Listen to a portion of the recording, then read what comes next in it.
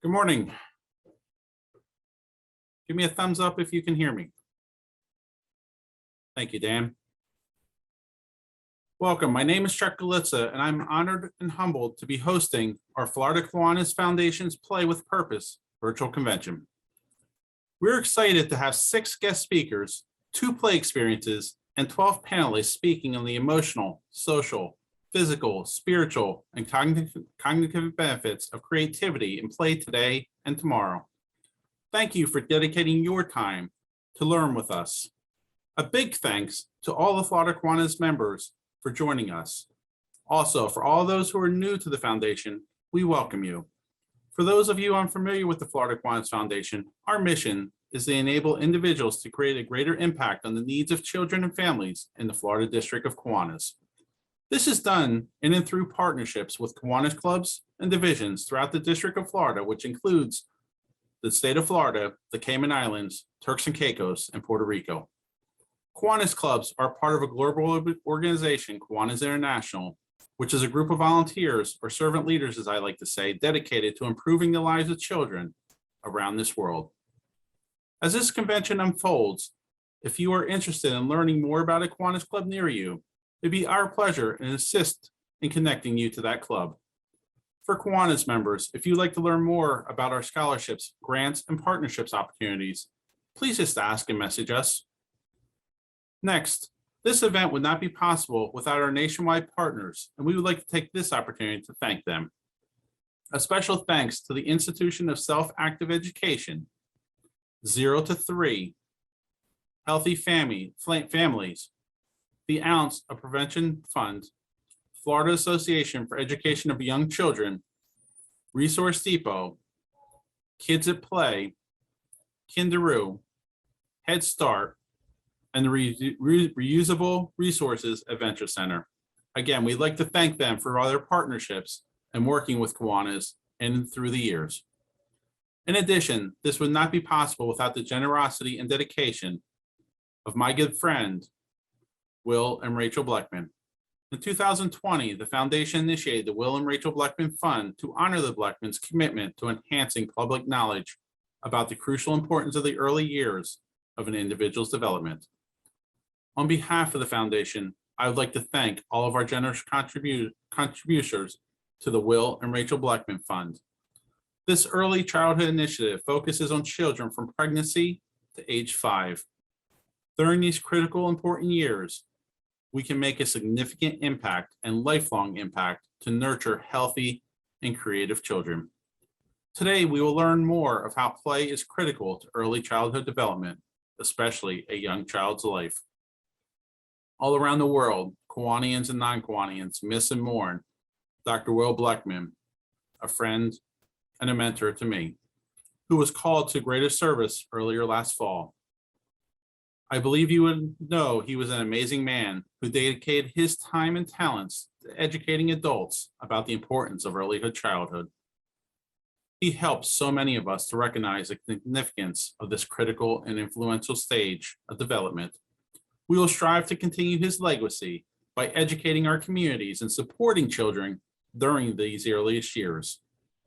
Over these next 2 days, we will learn about the importance of play to early childhood development and opportunities made available to initiate or support Kiwanis programs focusing on one or more of the 5 domains of healthy child development. For all of our guests, please note this convention is being recorded and available for viewing on the Florida Kiwanis Foundation website and social media outlets. To maximize our time together, we have provided background information and resources on each of the speakers on our website. Please take a moment to learn about each speaker online. If you have any questions throughout this convention, please enter them into the chat. One of our team members will contact you shortly thereafter. Also, each day, we'll be offering an actual live play experience. Can't wait for that.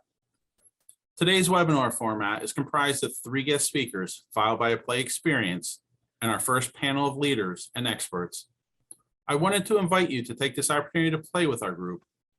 You can use any materials or toys that you like. We recommend the following materials because they are fun and easily accessible items. For many of you, this will be the first time you have played for in a while. We ask you to keep an open mind and engage in play.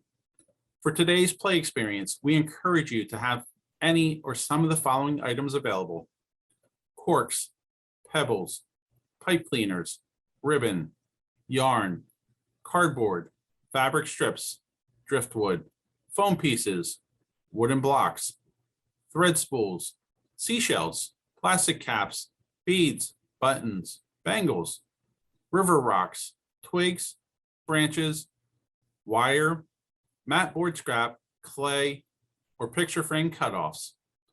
These are suggestions, and you may play with anything that serves you.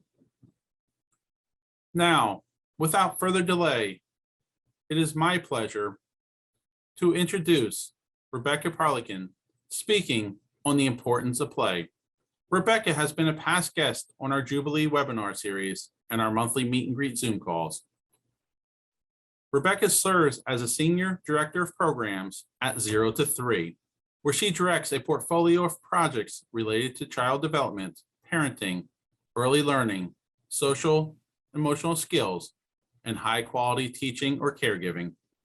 In her role, Rebecca has co-authored 5 parenting and professional curricula and developed resources for teachers, home visitors, and parents in various formats, these including apps, podcasts, and videos. Most recently, Rebecca has co-developed the Early Connections Parent Education Program that is currently being evaluated in multiple sites across the United States. Rebecca's written work has appeared in a variety of publications, including the peer-reviewed Young Children, and she has been quoted by media outlets, including the New York Times and the Washington Post. She holds a master's degree in infant toddler special education from George Washington University, where she currently teaches as an adjunct professor in the Graduate School of Education and Human Development. Welcome, Rebecca, and thank you for joining us. Thank you. Thank you for having me. And I'm so honored to join this group and to be with you all again. I see some familiar faces. So thank you for being committed to play.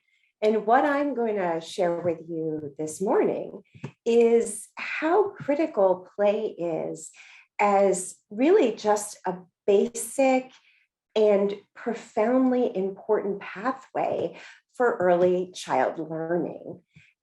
So let's think about first, what is play? I mean, I think we all have an inherent sense of what play is, right? We know it when we see it. But, if we go a little bit deeper, when we watch a child playing, play tells us some important things about that child.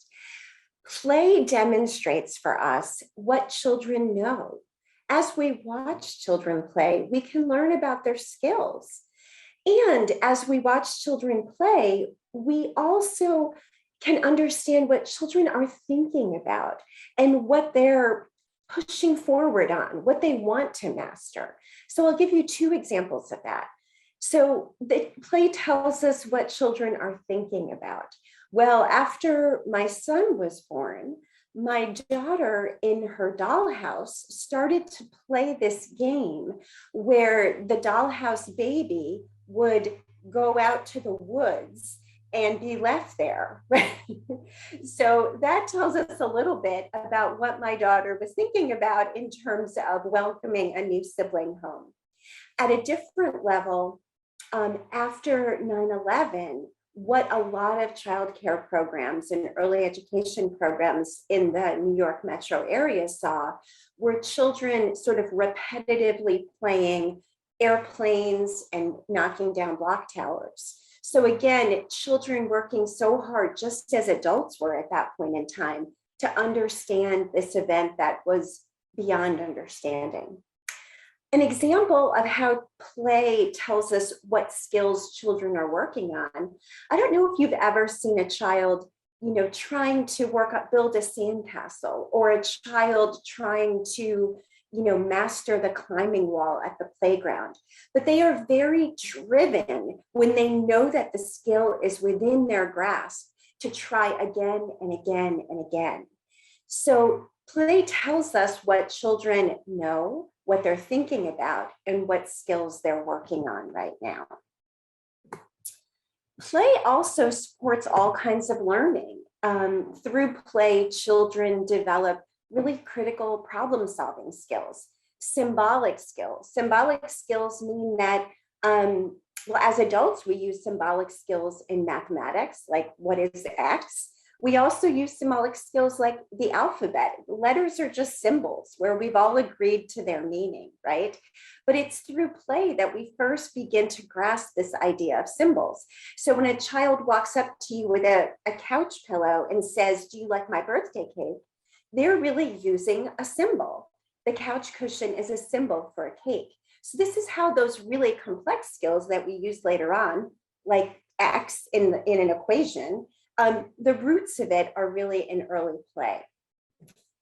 Children are also developing social emotional skills. So, when they're learning to share, to take turns, when they do pretend play and say, I'll be the mommy, and, they imagine what the mommy might feel, this is really, foundational empathy, understanding emotions, understanding the perspective of others.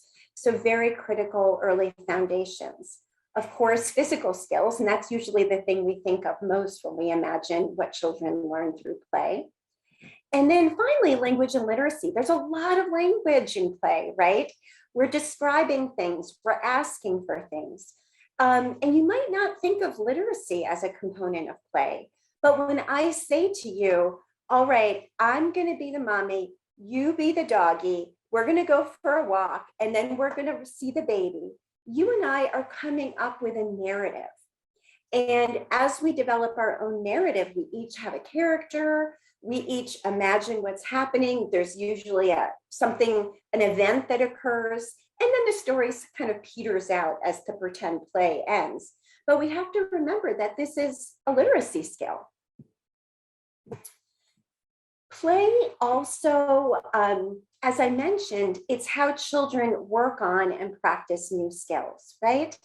And there's lots of ways that adults can do that. And one of the ways we think about it in early childhood is this idea of scaffolding. So think about the scaffold on the outside of a building, right? The scaffold kind of holds the building in place as it goes up or as it's repaired and strengthened. So think about that in terms of early development, that the adult is providing just enough support so that children are able to learn and practice and master a skill that's within their grasp. And that's an important role that adults play. We don't want to, if we see a child, for example, struggling to turn the crank on a jack-in-the-box, and every time we just go in and do it for them, that's not really scaffolding, right? We're taking over, they're not learning anything. But if we gently just give it enough support so that they can turn the crank and experience what happens, that's really motivating for them. And they'll go back and keep trying to master that crank on their own. So as an adult engaging in play with children, always keep in mind that idea of scaffolding, just enough support. So I thought the best way to bring children into this conversation was to watch one. So this little boy is just almost 3 in this scenario. And as we watch, I'd like you to think about what skills he's developing through this activity. Should we make a house for the twins? Or a house for Ashton? What do you want to make? A big house?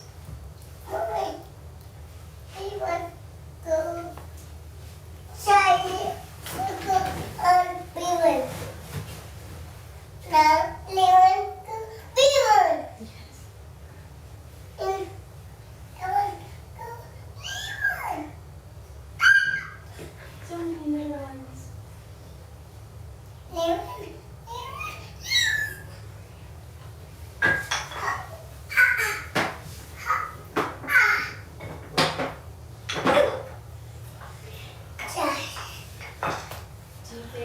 Do you think it's going to make it fall, Ashton? Is it too heavy?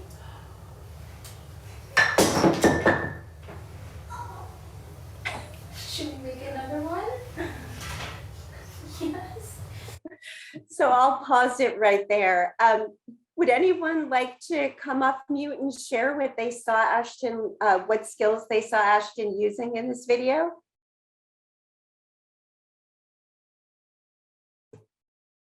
Well, I'll put on our child development hats. Jan, I think I saw you come off mute. Would you like to share an observation? He's figuring out at this point what the different sizes are going to do, and he's starting with something fairly small. Mhm. And even when the young lady says, when he gets that fat one, do you think this one's going to be too big and be too heavy and make it fall? He's like, I think I know what I'm doing. Give me a chance to try it. Don't discourage me Exactly. yet. And of course, he Exactly. puts it on, and then the perfect reaction was him putting his hand on his head. I know. And, it's like, whoops, I messed this one up. Let's try this again. Yeah, and so I love, there's two threads in what you said that I want to pull out. The first one is the amazing cognitive or thinking skills that were going on here.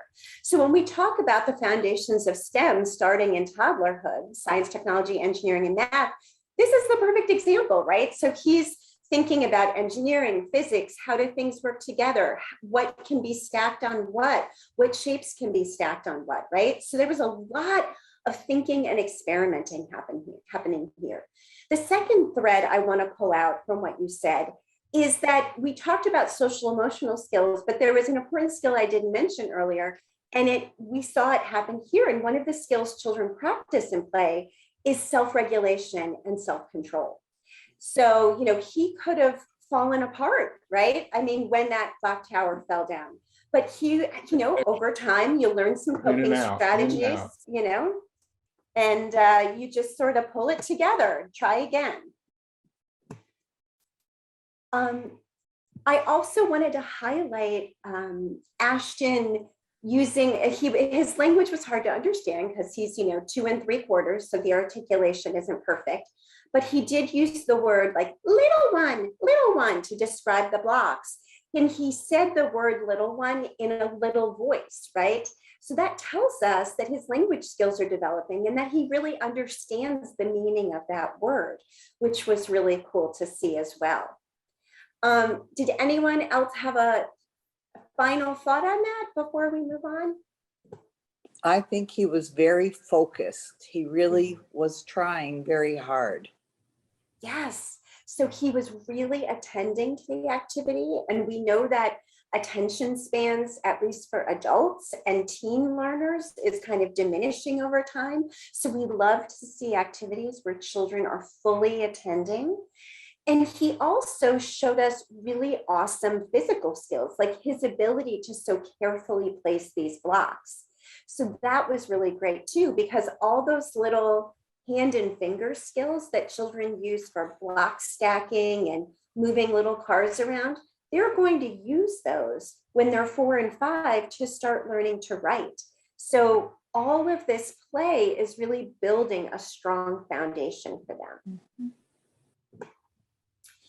So the other point I wanted to make is that certainly in early childhood, play is happening in the context of a relationship, often with a parent, a family member, and other caregivers. So if you think about the classic game of peekaboo, it's about the two of them together, and it's about the expectations of those two people, that you are going to disappear and then you are going to reappear, and we are both going to be delighted by that reconnection. So shared pleasure is that kind of, it's a research term to describe the fun that adult and child have together. It's how parent and child seem to connect and enjoy one another. Another research term for this, a fancier word, is called synchrony. And it kind of is that dance between parent and child as they're playing and interacting, that these brief moments are a source of pleasure and positive connection for parent and child.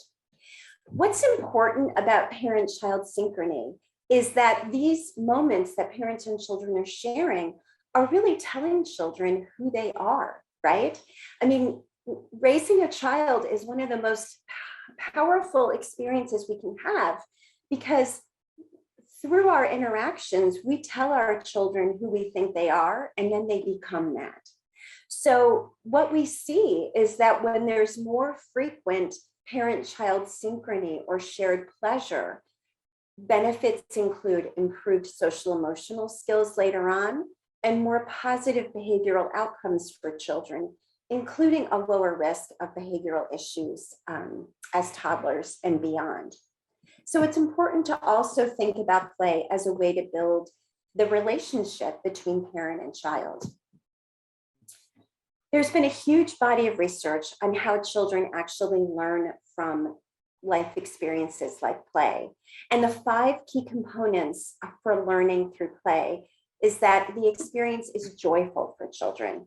I don't need to explain that.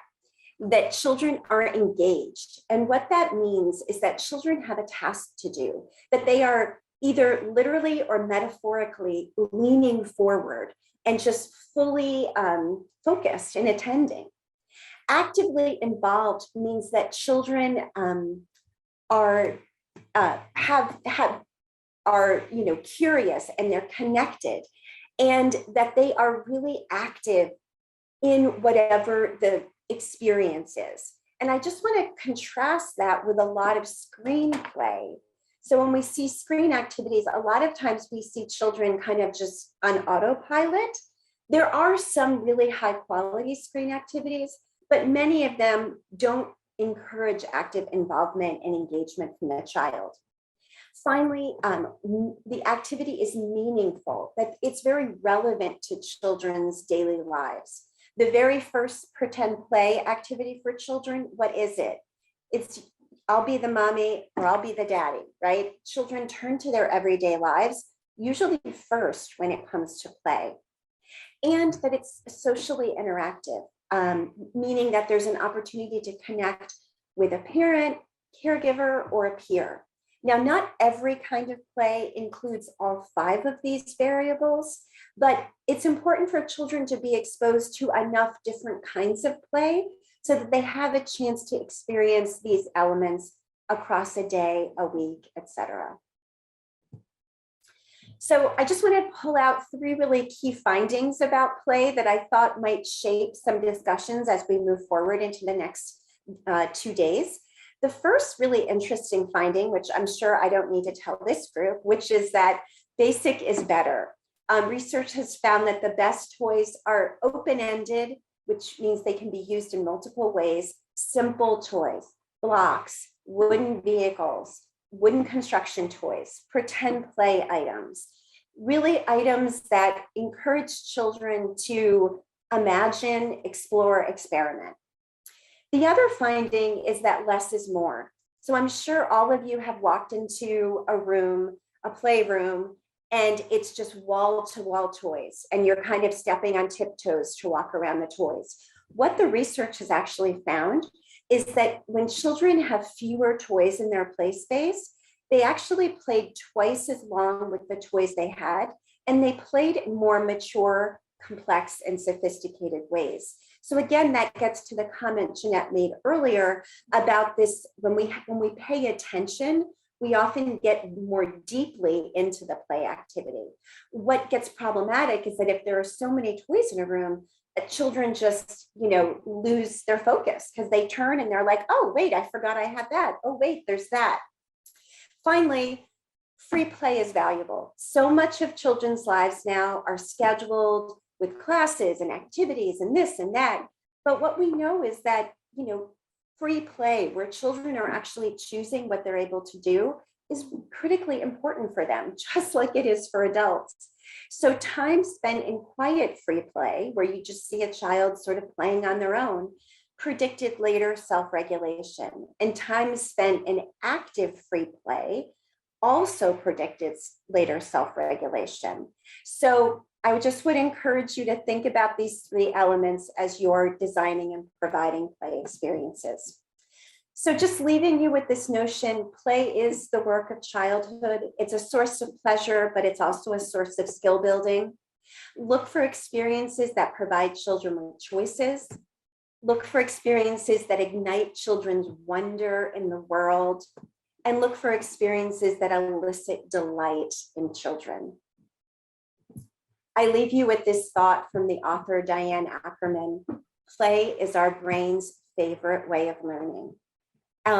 I hope that you, if you remember one thing from my presentation, it's that play and learning for young children is inextricable. They're braided together.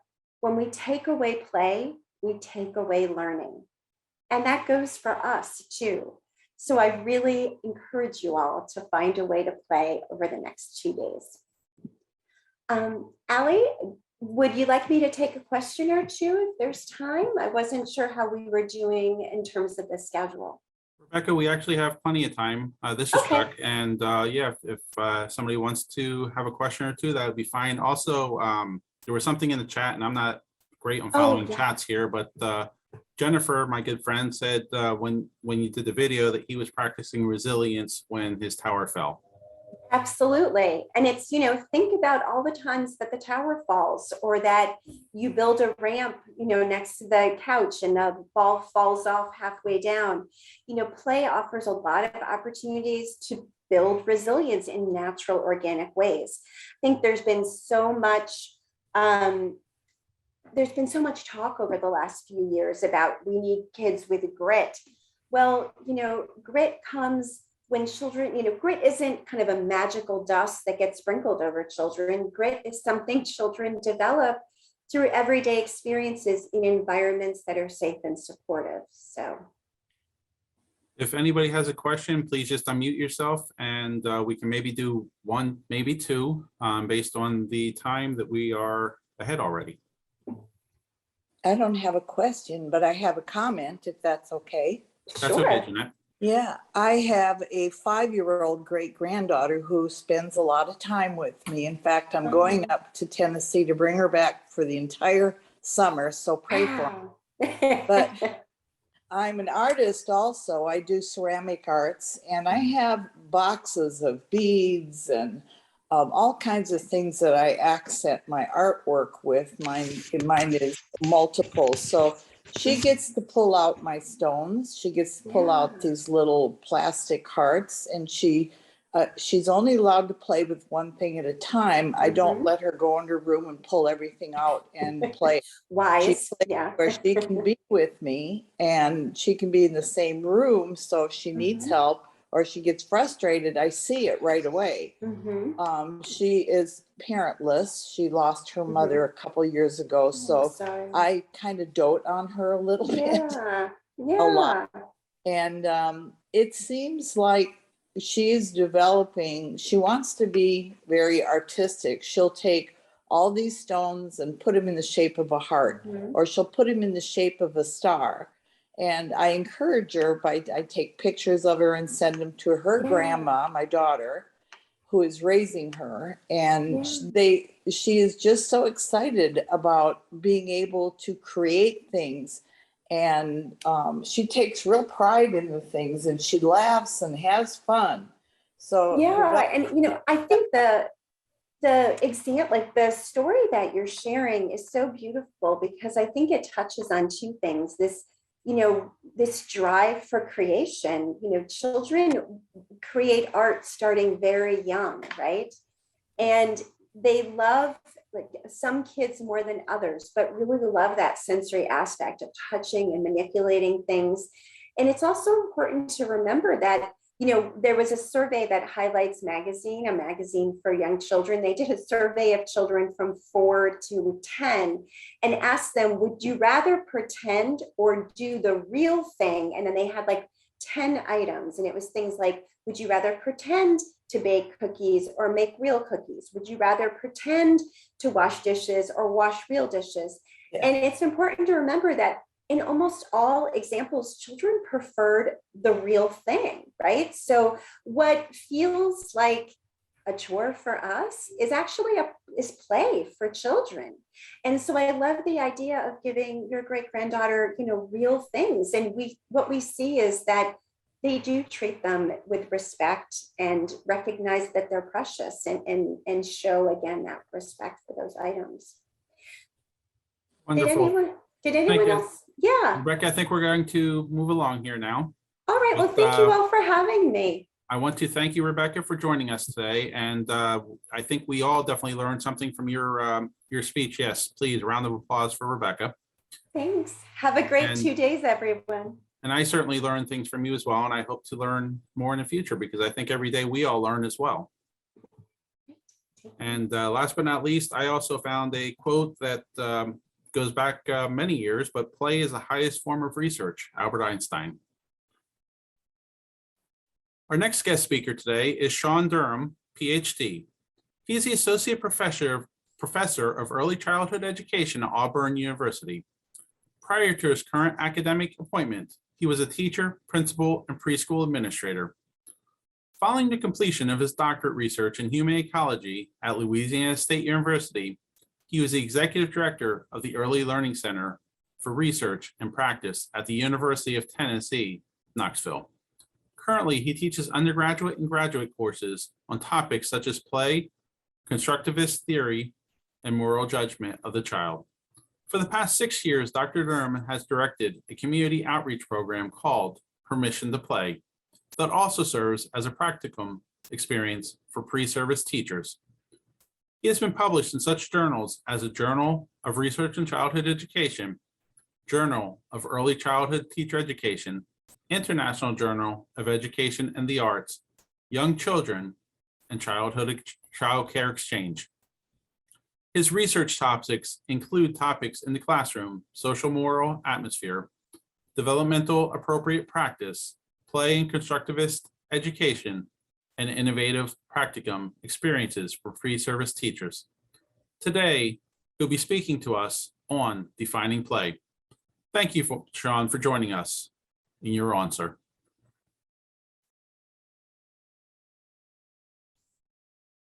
And you do need to come off mute. Chuck, thank you very much. It's a real honor to be here with all of you today to discuss a topic that is increasingly important, not only to young children, but to our society at large. We are living in some unprecedented times, and I think that today I have a lot of gratitude for the Florida Kiwanis conference here for choosing to discuss a topic such as this, such as play, something that has so much potential to enrich all of our lives and all of our communities. And so I just want to first thank you for choosing this theme, but then also thank you for inviting me to share some of my perspectives that I have gained over the past few years as my career in early education has continued to evolve and focus more in on what others have called the power of play. And so I want to start by just sharing my screen with you, and so that I have some notes as we go about on this topic, defining play. And so I'm looking forward to sharing those things with you.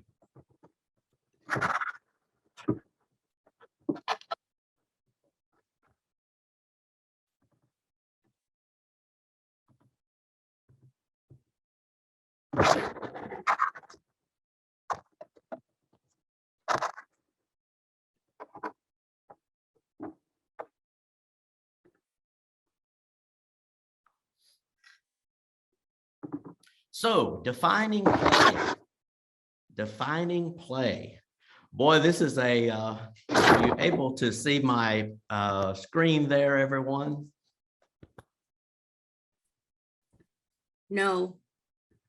Okay, let's try again then.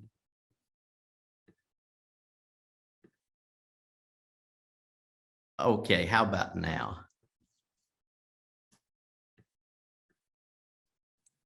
Yes. Yes. Okay, thank you very much.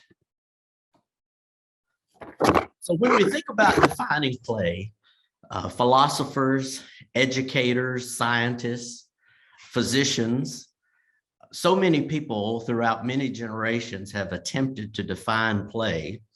And really, it's a very elusive term. Play means many different things to many different people, to many different individuals, many different groups. As Walter Drew and Marcia Nell point out in their book on self-active play, Brian Sutton Smith, a great philosopher on play, once says, when it comes to making theoretical statements about what play is, we fall into silliness. So it really is something that is can be very elusive. How do you define something that is so personal and means so many different things to so many different people? But for the task today, I will go ahead and provide some background on how play has attempted to be defined in the past up until more present times. First of all, I'll start with Garvey. Back in 1977, he said a few things about play. He indicated that, number one, play is something that is pleasurable and positively valued for its own sake by the person playing. Secondly, he notes that play is intrinsically, not extrinsically motivated, meaning that we play for our own satisfaction. We play for the joy, for the benefit that we see personally, not because someone is giving us some incentive to play. He also indicated that play is an activity that is spontaneous and voluntary. Again, no coercion is involved here with play. Play is also characterized by some active involvement by the player. Play is an active activity, whether it is physical activity or even mental activity. I was speaking to a group of seniors in our community through a program that I had a couple years ago, and we were talking about the way in which these individuals play currently. And one woman spoke up and said, most of my play now is in my mind. And I thought that was a beautiful statement, that no matter the physical limitations, play can still be a very active activity for each one of us. Play is related in certain systematic ways to what is not play. So many times we have play being a representation of either thoughts or other actions. Imitation is often a part of play. So moving on from Garvey, Johnson, Christie, and Yawkey in 1999 refined some of these points and gave 5 traits of play. Play involves non-literality, means it's not literal activity many times. It often employs the imagination. There again is that point of intrinsic motivation. We're motivated to play, just like the wonderful anecdote that one of our guests shared just a few moments ago about her, this young child in her life who really enjoyed playing with art materials. Generally, again, no coercion, no rewards are generally necessary when it comes to play. Play has what we call a process orientation, meaning that it is fulfilling just through the action of playing. It's not geared solely to reaching a particular outcome. Play involves also free choice and then positive affect, meaning play is satisfying. It's something that we enjoy, and it's something that we enjoy doing. Then moving on, probably one of the more contemporary and more widely read works about play came from Dr. Stuart Brown. Many of you may be familiar with his work. And so in 2009, he gave us 7 qualities of play, even after he stated, much reservation about attempting to define play. He talked about 7 qualities. It's purposeless. It's done just for its own sake. Again, it must be voluntary. You can't make someone play. Most of these writers about play have said, once it becomes something that you must do, it ceases to be play. Play has inherent attraction. I think this is why this makes defining play more difficult, in that each one of us are inherently attracted to different forms and types of play. Play invokes no sense of time.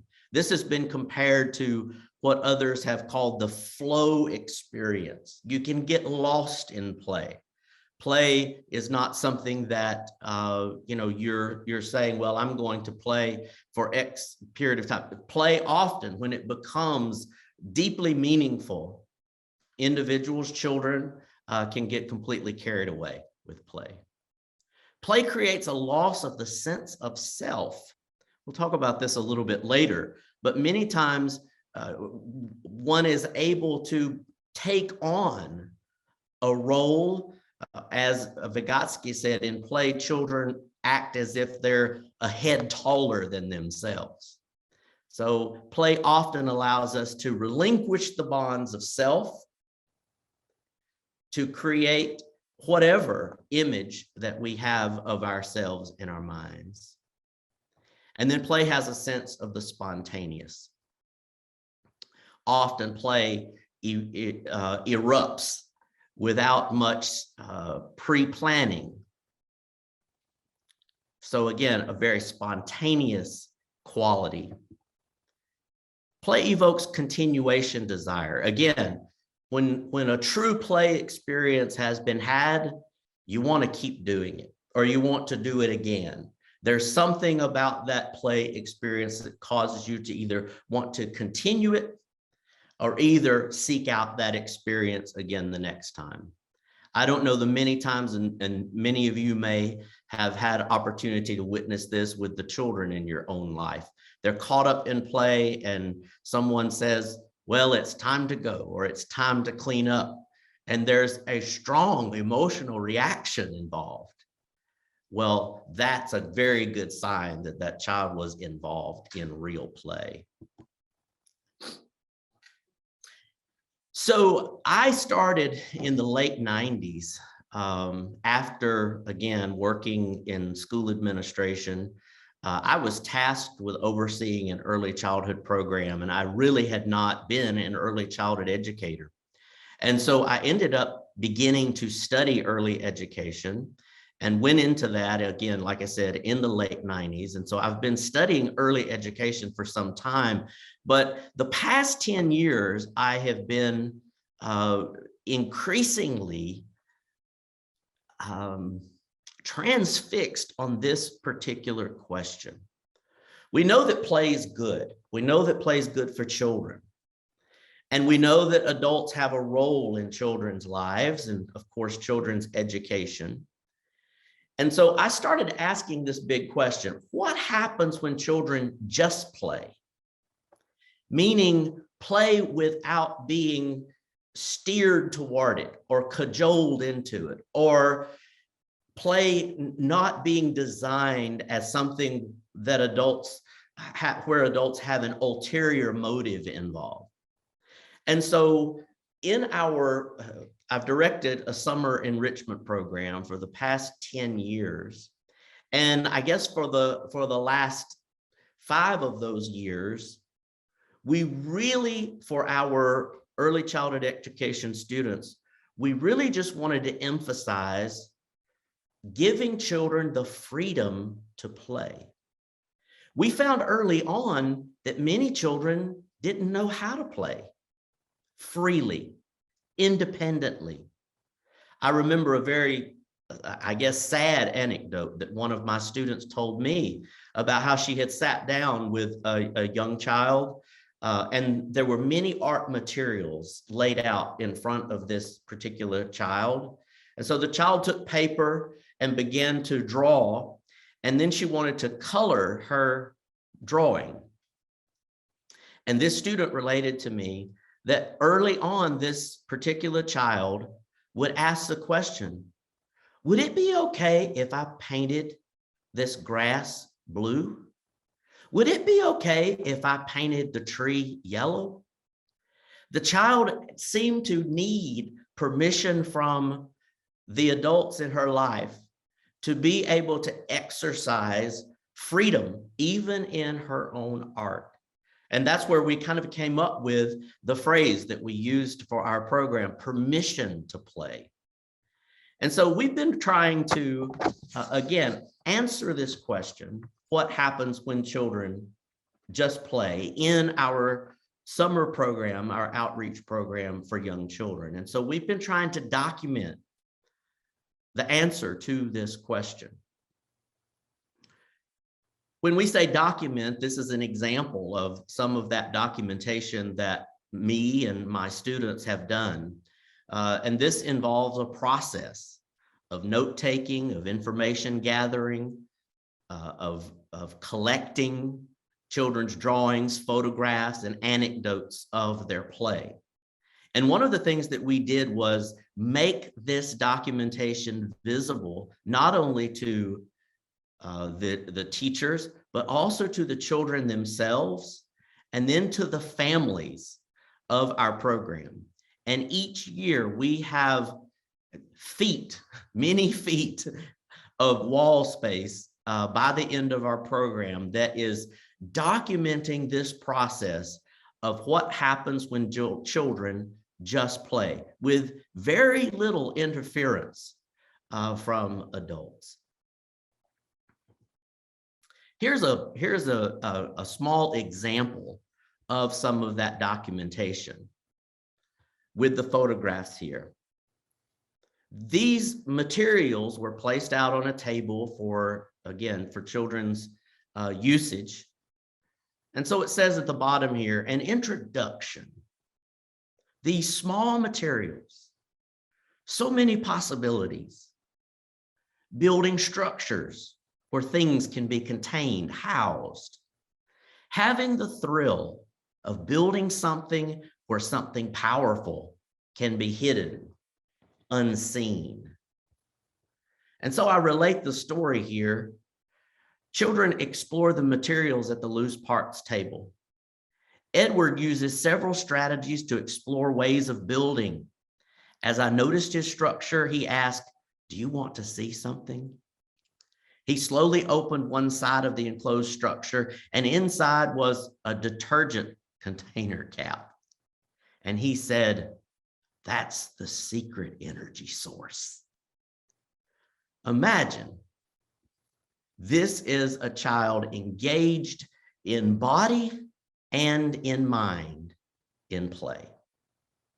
So as a result of this experience, again, going back several years now, I've come up with several conclusions about play, and I think some answers to that question, what happens when children just play? So here are my conclusions.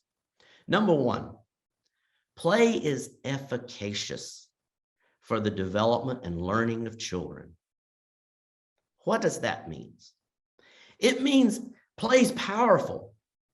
Play is effective. Play produces the results that we're looking for in young children's lives, and results that not only help us feel good about ourselves as adults, that children are being enriched, but play also produces that kind of result in the mind of the young child, where they feel competent, where they feel smart, where they feel powerful in many ways. Secondly, I've concluded that the power of play is often greatly diminished by adults. We find this we find this historically. The author Peter Gray has done fantastic work chronicling how play has decreased in children's lives over the last 50 or 60 years. But we've seen this ever more even in our school settings, even down into even preschools, where children are experiencing less play and more management by adults toward academic skills that perhaps they may not even be ready for at those young ages.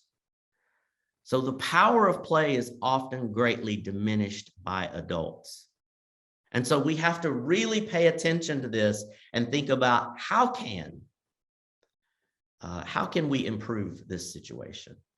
How can we as adults encourage more play, but step back, get out of the way, and allow children to uncover their own genius? In this regard, I think adults should, number one, create space for children's play. And when I say space, I mean all kinds of space. We should create physical spaces for children's play. Provide materials that children find fascinating, or materials that they may not find very fascinating at all, that they will undoubtedly use in their own play. I heard one person yesterday give an observation about how a preschool child took a television remote control and a rubber band and rubber band the television remote control to their arm so that they could play superhero. And that was their rays and their special powers as a superhero, you know, by strapping a television remote to their arm. You don't think about that as a plaything, but this particular anecdote showed that a child thought about it that way. So creating space, creating that physical space, creating time, that time space for play, and giving permission to play. Adults should observe and marvel at the power of play. And when I say observe and marvel at its power, I think alongside this, we have to trust. We have to trust the decades of research. We have to trust the generations of philosophers who have told us how play is actually development of the child's mind. We have to trust and observe and marvel at this play, and then finally share in as many formats as we can the transformative effects of play. I've been really encouraged recently by seeing on Twitter people that aren't related to early education, people aren't related to the discussion of play, people that are talking about how children desperately need to play now. So sharing messages like this, taking what you've learned at this convention and sharing it with others on your social medias, sharing it with your children, sharing it with your family, taking photographs of children that you know, that belong to you, and asking those children if you can share videos of them playing and talking about what children are thinking and how beneficial this play is. Adults should definitely share in the transformative effects of children's play. So what happens when children just play? A few points here. Number one, learning and development are seamlessly integrated. We think often in schools, well, we've got to get the academic side, we've got to then pay attention to the social emotional, we've got to make sure children are physically healthy. We keep compartmentalizing the aspects of children's well-being, but you know, play has that wonderful way of incorporating development and learning simultaneously. No other activity that I can think of offers the opportunities for advancement to occur across all the developmental domains at the same time. And we've observed this happen in our lab, in our programs. Secondly, when children just play, they construct their personal identity as well as their citizenry. And this is a very significant piece of why play is so important. Children learn who they are, but also how they relate to others in their group, in their own community. Third, children's capacity for learning is advanced through play. And this is one of the, I guess, most rewarding things that we have found in our experience. You know, most of our states now have early learning standards. We have things that we think children should know and be able to do at given benchmarks across their development. Well, those are minimum standards, but I've seen that when children are given the opportunity to play freely,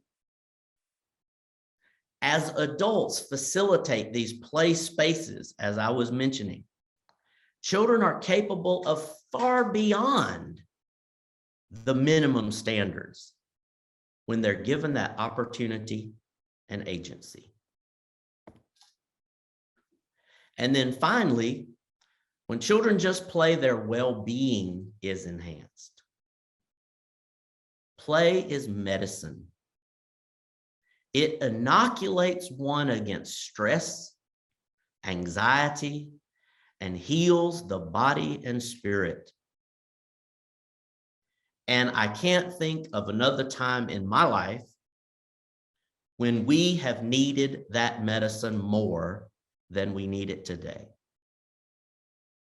We really need to allow children to play and reclaim the place that play has in our own lives. So defining play, boy, again, how do you do it? I would like to propose to you that play is such a wondrous phenomenon that its definition is not static. The title of this presentation today is not Play Defined or a definition of play, but it's defining play. And I think this title is warranted because that ing at the end of the word signifies that this is an ongoing process of defining play. We continue to define it. We continue to witness its power. And we must continue to realize that children's learning and our very existence must unfold through play. There's work to do. And I long for the time that when we think of early education, the public immediately envisions an active child, a playing child. And so this opportunity to speak to you today, I think, would be wasted if I did not ask you to help raise awareness about the necessity of play in the lives of children. Talk to your family. Support teachers and programs that value play. And let's continue to define play and bring it back onto center stage in the lives of our children and in the lives of our community. Thank you very much for your attention. Dr. Sean, we are honored to have you speak today. Thank you for being with us, and thank you for defining play. And also, I would say to everyone, let's just go out and play. And last but not least, I would say to you, I think hearing from somebody such as yourself, who is an adjunct professor, doctor, I think it's time for me to go back to school and learn some more. Thank you again, Dr. Sean. I would welcome you. Thank you very much. I don't know if I can go to Auburn now. Thank you. We'll be real gentle with you. So our next guest speaker, Dr. Walter Drew, hardly needs an introduction. He has dedicated his life to early childhood education and research. Kiwanians throughout the district know Dr. Walker Drew for his work with the Kiwanis Club of Melbourne and receiving the first Will and Racheal Blackman grant for their virtual Play with Purpose video series. Dr. Drew has been instrumental in creating our virtual convention with Alison, our executive director. His vision, dedication, and willingness to collaborate inspires leaders, experts, and educators together to continue our conversation about children and the importance of play. For those who have not had the opportunity to meet Dr. Drew, he has researched and provided play leadership training as co-founder of the Institute for Self-Active Education, president of the Association for Study of Play, and lead facilitator for the National Association for Education of Young Children, NAEYC, Play Policy and Practice Inter-Forum, and with the Florida Association for the Education of Young Children Play chapter.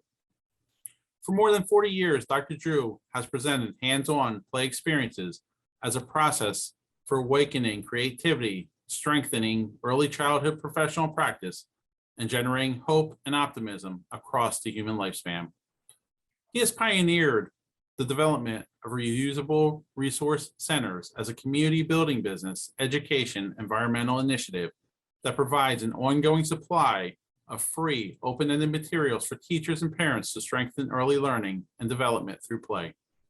Dr. Drew is also the co-author of From Play to Practice, Connecting Teachers' Play with Children's Learning, a book published by NAEYC and creator of Dr. Drew's Discovery Blocks, awarded Best Toy of the Year by the Parents' Choice Foundation in 1982. Dr. Drew, I so certainly look forward to hearing from you today and our play experience. Thank you, sir. Good morning, everybody. It's very good to be present with you. And I can't say that I would love to go and find my TV clicker and put it on my wrist and play that game of playing the game with my wife who wonders where it is. I have the power.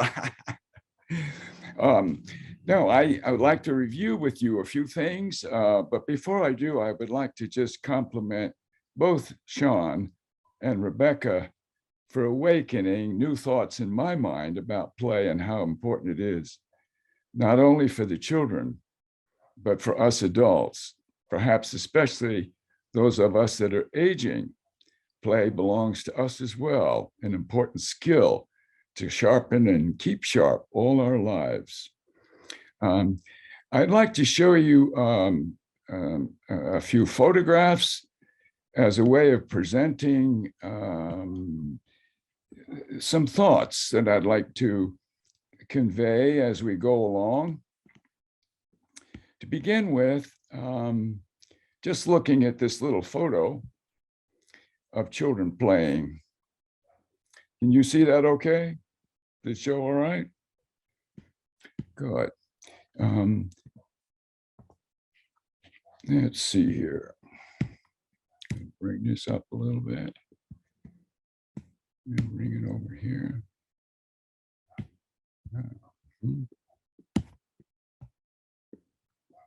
Just have to just say this here.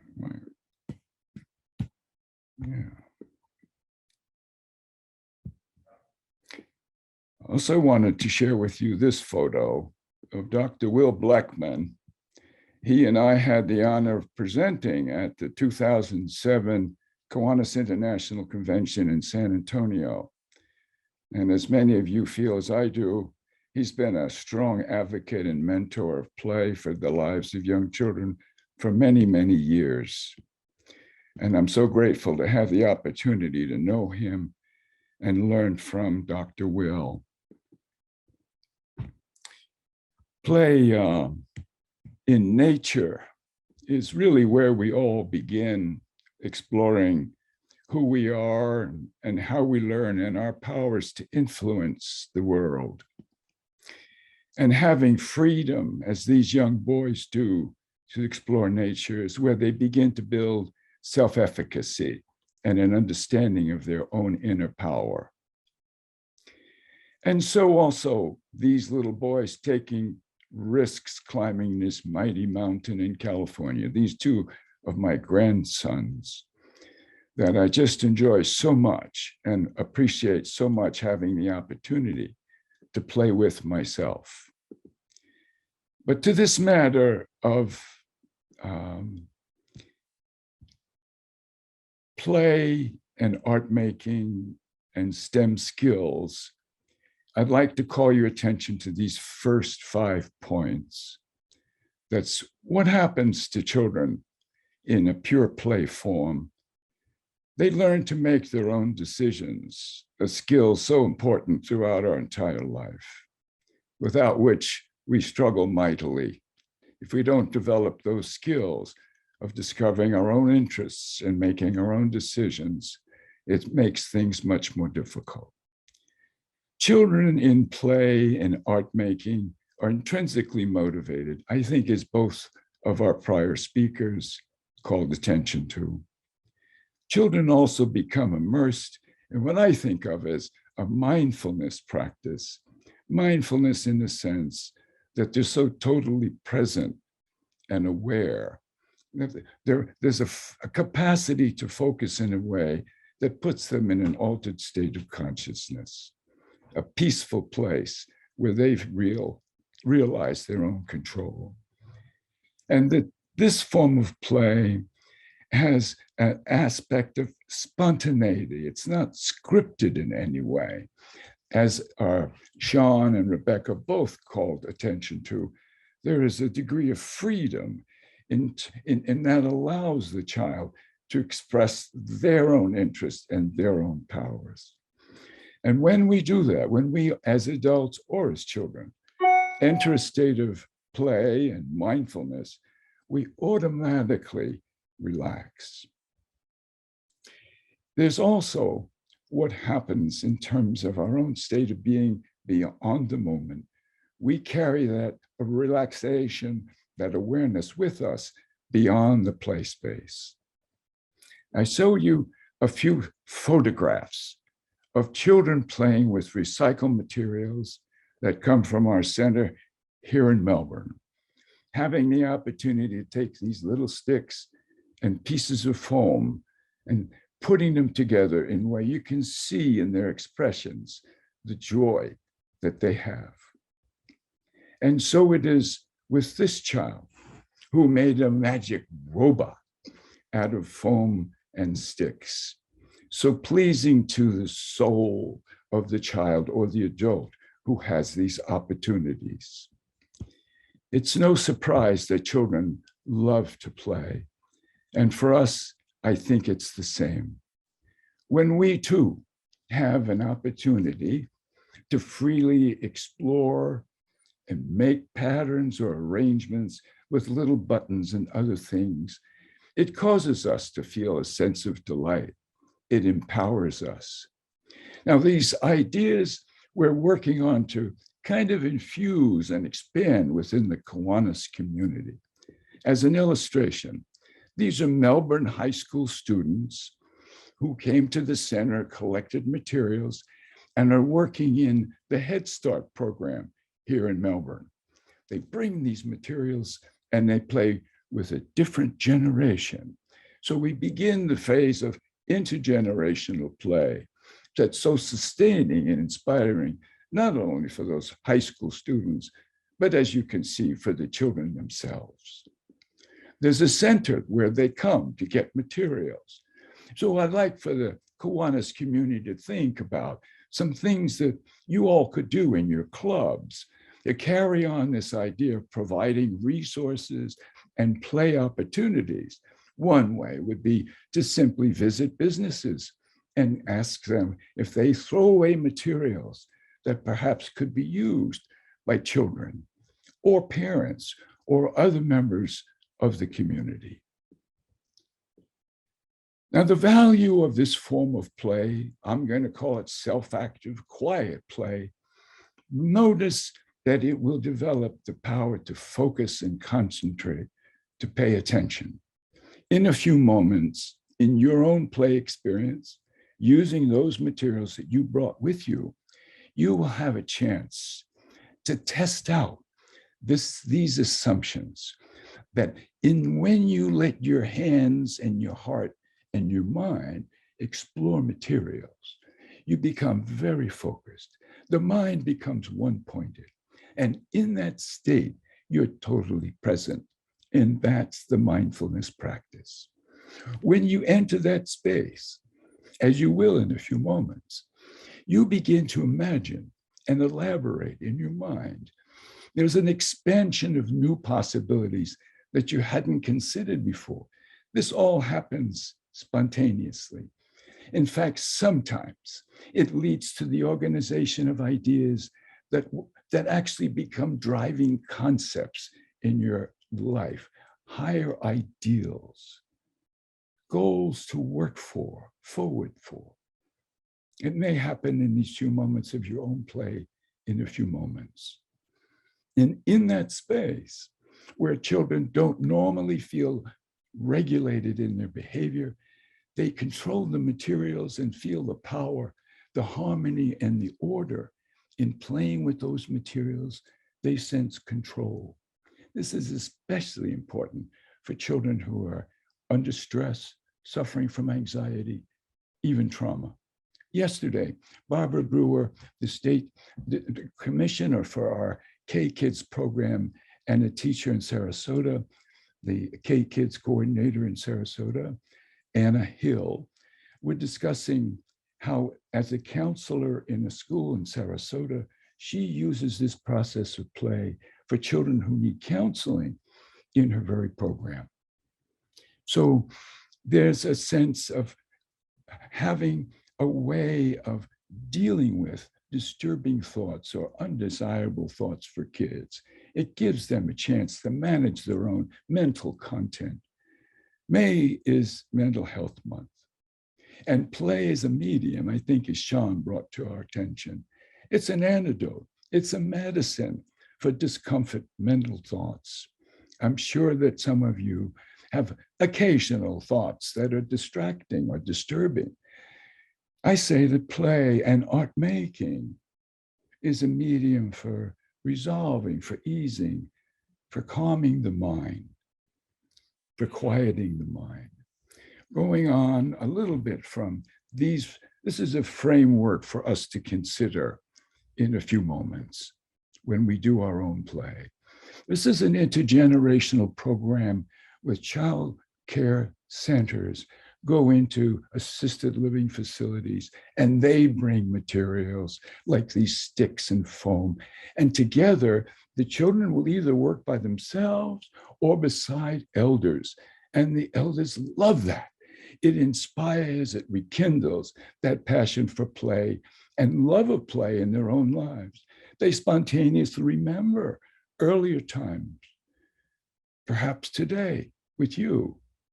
You may even remember some of those precious times when you were little boys or girls, and how good that felt to you, even to recall it.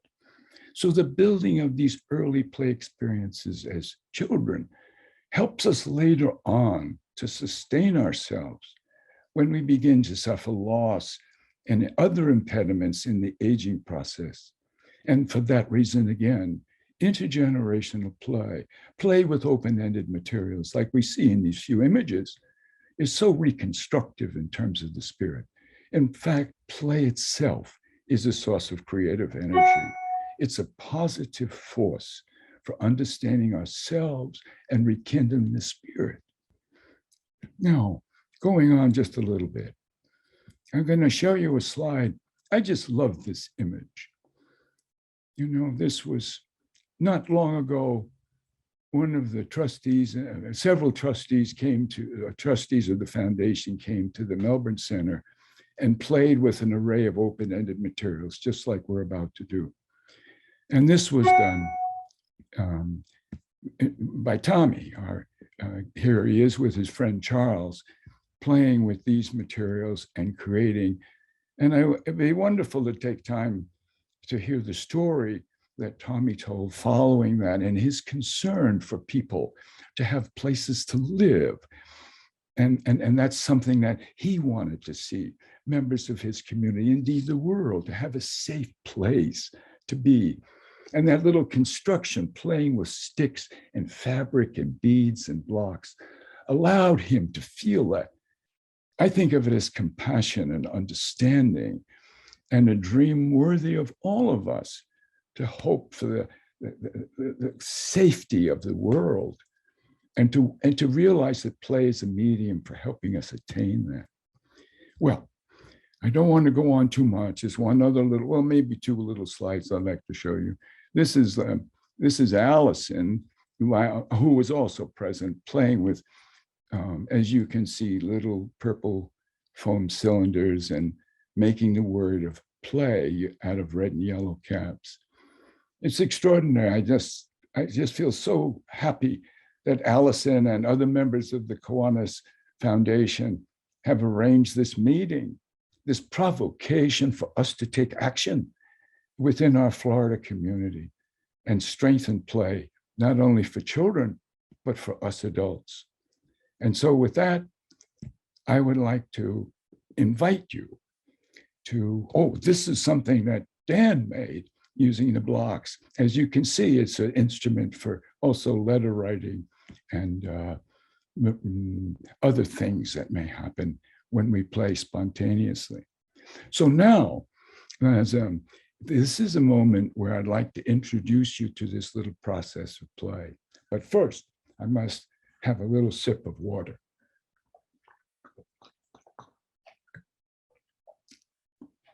This virtual experience is a little different from in-person experiences, I would say, but I'm so grateful to have that.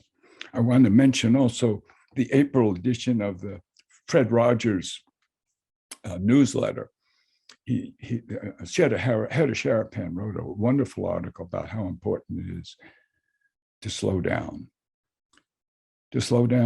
ourselves and to help our children to slow down.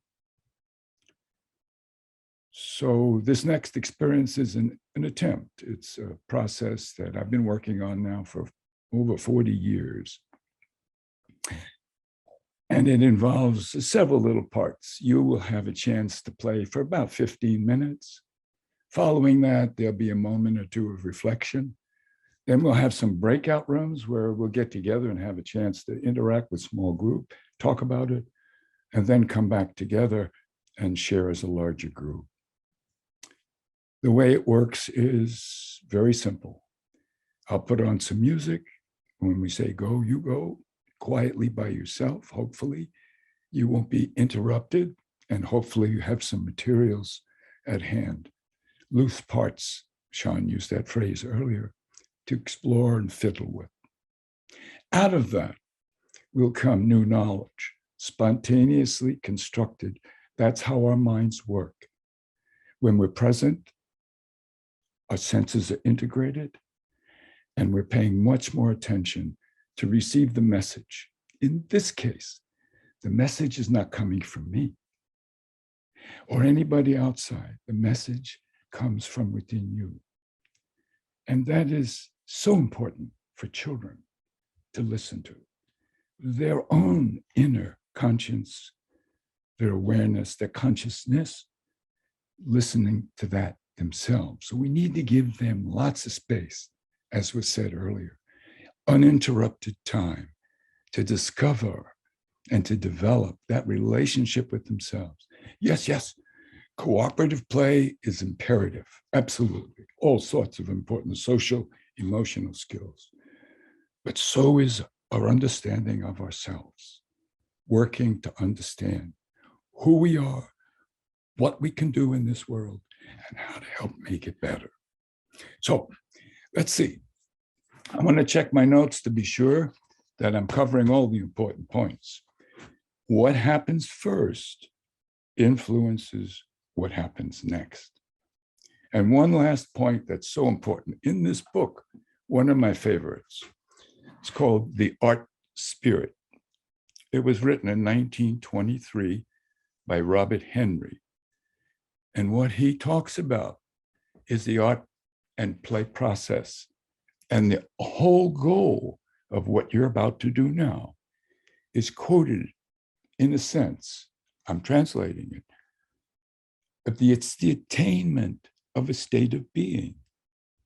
However you are now, whatever your present countenance is, whatever thoughts you're having, that is about to shift dramatically through your play as a medium of healing and self-insight. And that's a state of higher functioning. He says that. It's a more than ordinary moment of existence. So now you have a chance to consider this potential, this possibility that in your play, you enter a state of mindfulness. I'll give you like a warning before the end. I'll put some music on, and you guys just relax. Try as best you can not to talk with anybody else. Just be present with yourself. Slow down and allow whatever comes to you to bubble up from within. Then we'll reflect on it, do a little journaling, do a little sharing, and process that as a worthwhile activity, not only for young children, but for all of us in retirement communities, in our Kiwanis clubs.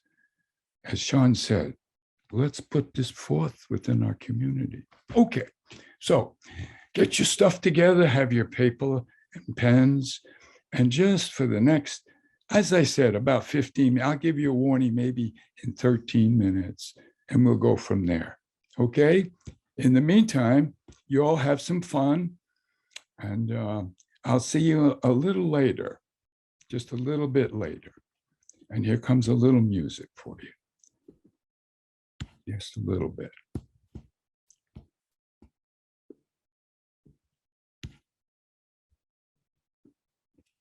hope you can hear me okay.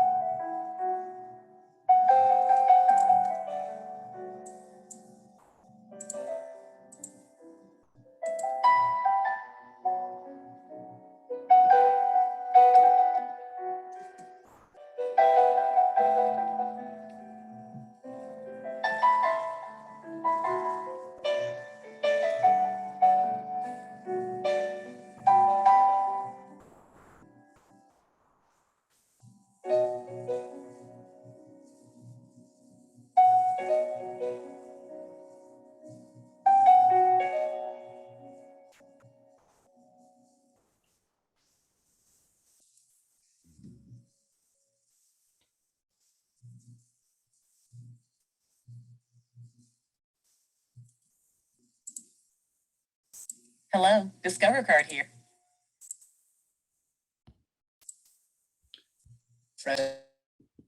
Just continue to play.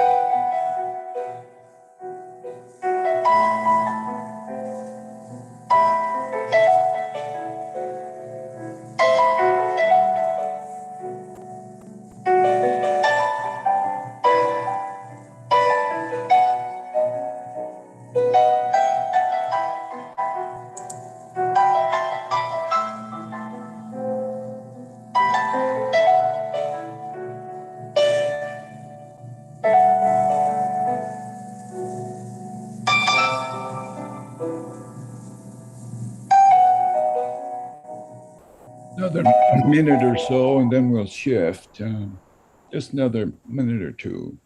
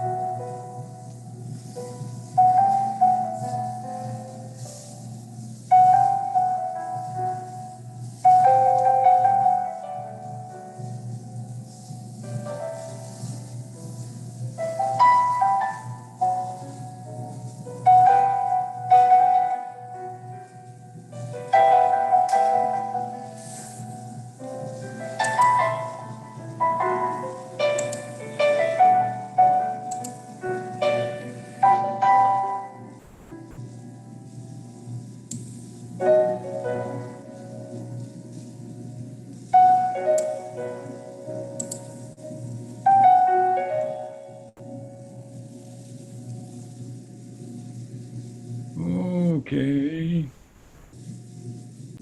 All right. If you're at a stopping place, just stop here. If you're not quite finished, you're welcome to continue. And if you're comfortable, closing your eyes for 60 seconds and taking a couple of good deep breaths, and letting them out slowly, just take a minute and contemplate for 60 seconds. I'll keep time. Just take a couple of deep breaths, close your eyes, and relax for a minute.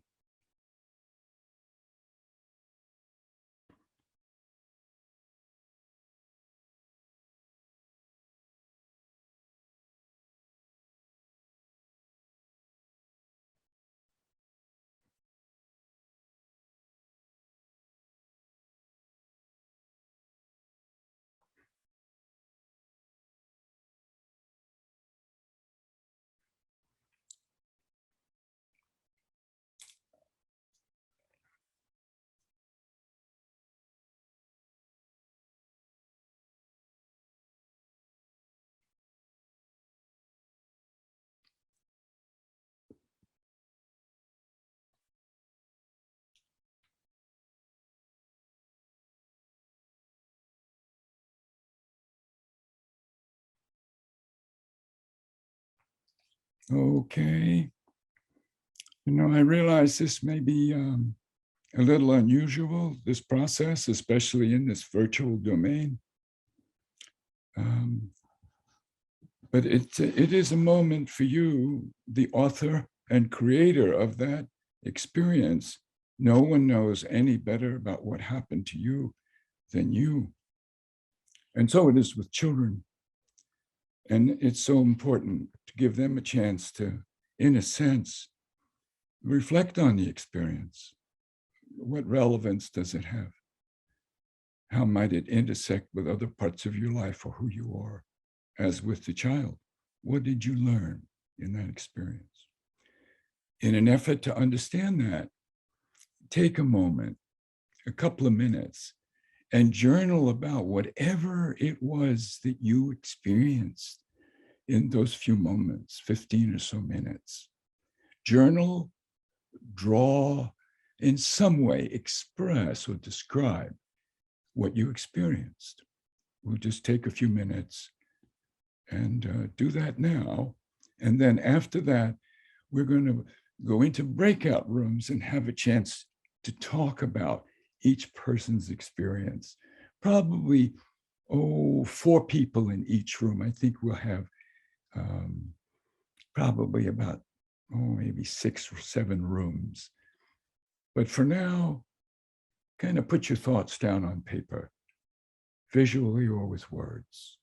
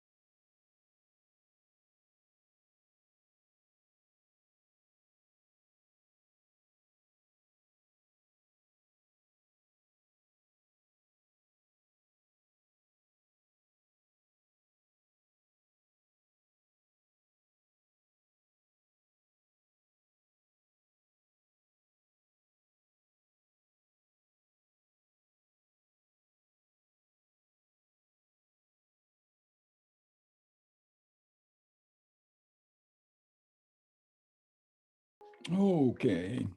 So in the same way, if you're not quite finished, if you're still journaling and reflecting, just continue to do that.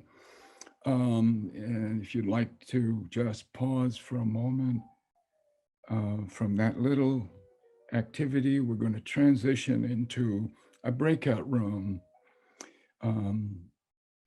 And as an instruction to help you on this, the thought is that you may be with 3 or 4 or so, 5 people, and try to be sure to allow time for each person not to converse, not to talk together right at first, but to hear each person's experience.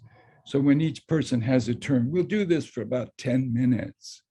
So also, one of you, if you would, volunteer to be a reporter, if you will, to the larger group when we come back together.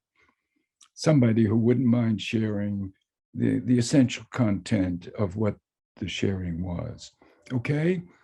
So in a moment or two, you will be invited to join the room. I hope you have a pleasant experience and just continue this process of really self-discovery and inquiry, exploration of play and its process in this virtual domain. Thank you so much for participating, and I'll see you in a little bit. Okay?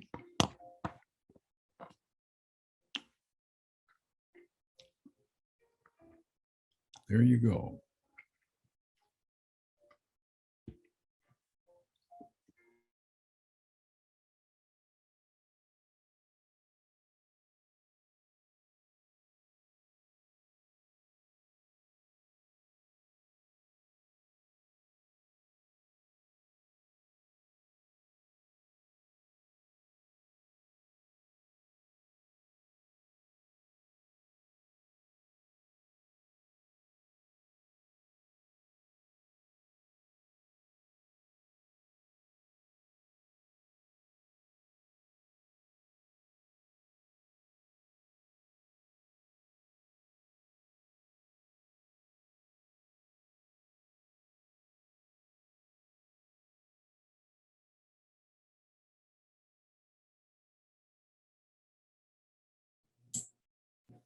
For those of you still on this main screen, there's going to be something that pops up that asks you to join a breakout room. If you'll please go ahead and join at this time, and then we'll bring you back to the main room.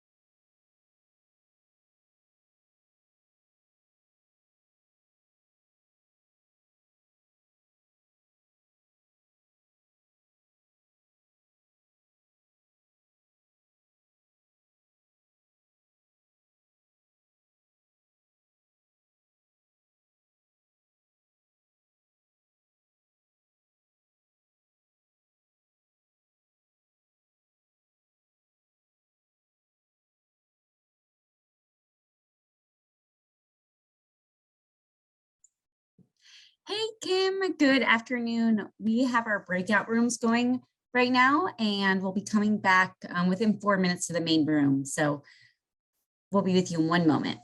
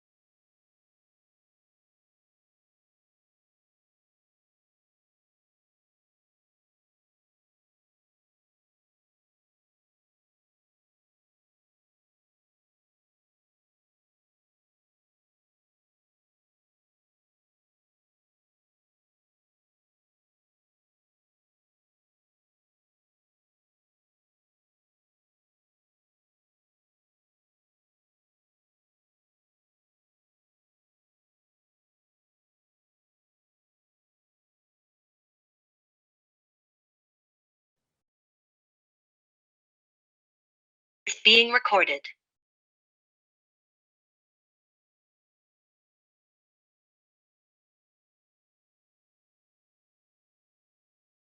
So I think we may, well, we're still coming back, I guess. A few more to come.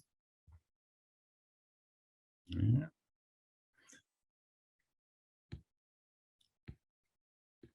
Well, I think now is a good time to ask what happened in that experience. I'm also very curious to know what materials you all might have used. I don't know if there's a way of sharing or taking a picture for those of you that had materials. What did you do with them? What was your experience like, especially for those of you that had stuff? It makes all the difference in the world.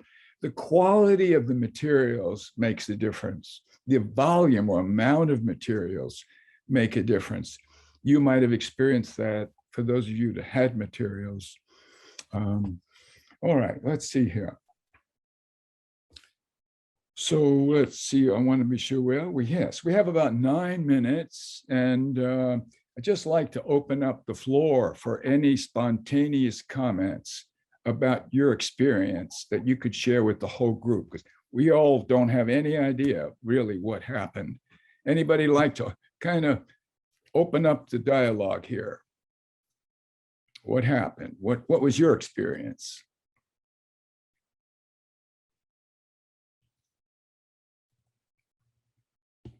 What materials did you use?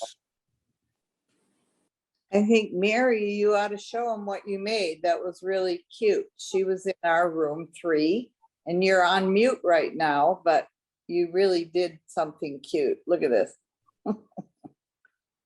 You can enlarge her. There you go.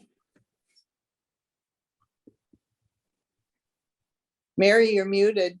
Can't hear you. I'm on a Zoom curve. I didn't know what I was going to make at all. I just started like cutting and pasting, and it turned out into like a little theater, which I said to the group is something that I used to love to do. Growing up in New York, I used to love to go to the theater. So it made me feel happy. It brought back some childhood memories. Can you hear me? Yes, Mary. Okay, good. That was a wonderful sharing. Thank you so much for calling. Thank you. It was fun. Yeah, good. Anybody else? We're listening to what you all have to say. I'm trying to get where I can see everybody here. Yeah. There we go. I've had a whole bunch of stuff. I think what you said about having lots of things gives you more options. And I started on one thing and then I switched it. And I had gone around and picked up lots of things that were, because we have grandchildren and I haven't thrown anything away of their parents. I had a lot of them. I wasn't ready for it to end. The time flew by and I thought, no, he hasn't given us the 10 minutes he said we had. And so I didn't, I spent a lot of time trying to get my man to stay on. This is a, let's see, let me pull it back where we can see. You can see his face there. I believe it's the Joker. Joker, yes. Yeah, and this Joker is on a building that says Adventure Awaits, which is just something I had and I hadn't thought about using them together. He is fastened on there because as an owner, as having 4 boys own them, of course he had to lose a leg in some fight, so he doesn't have a leg there. But he is holding over his head, let me see if I can get that, a little tiny dragon that he is triumphantly holding over his head because he's caught the dragon there. And with just the 3 pieces and then the stuff in order to fasten them on, it was fun. I kept trying to find a way I could emphasize, the dragon. And now this was the second piece I did because the first one I got bored with. There wasn't enough to do with it. I had no idea when I was putting a box full of stuff that this is what I'd end up. Yeah. And I found that I really was focused on it, and it went by so fast. I didn't think it was supposed to do that. So And don't you have any clothes for him? I feel sorry for him. I know I've seen some clothes somewhere. He's got some clothes, but we have hundreds of G.I. Joe pieces. Every time they went to war, they lost a hand or an arm or something. And so he just happened to be laying out in the mudroom. I don't know why. He's probably been there for a year. But I I thought I've always thought the Joker, Jack Nicholson, made it so that it was creepy all the time. Yeah. I was the only one in my group that actually had materials today, because a couple of others had done it. The one thing I'll mention, and then I'll give up the platform here. Chuck said that he had not brought things in. He had done this before, but he said he just looked around his office to see what he had there, and like the tape dispenser with double stick tape. And he tore a piece off and just sat there and played with it and almost meditated, just quieting himself down. And he said, you don't have to have a lot of things, just what's sitting here in the office.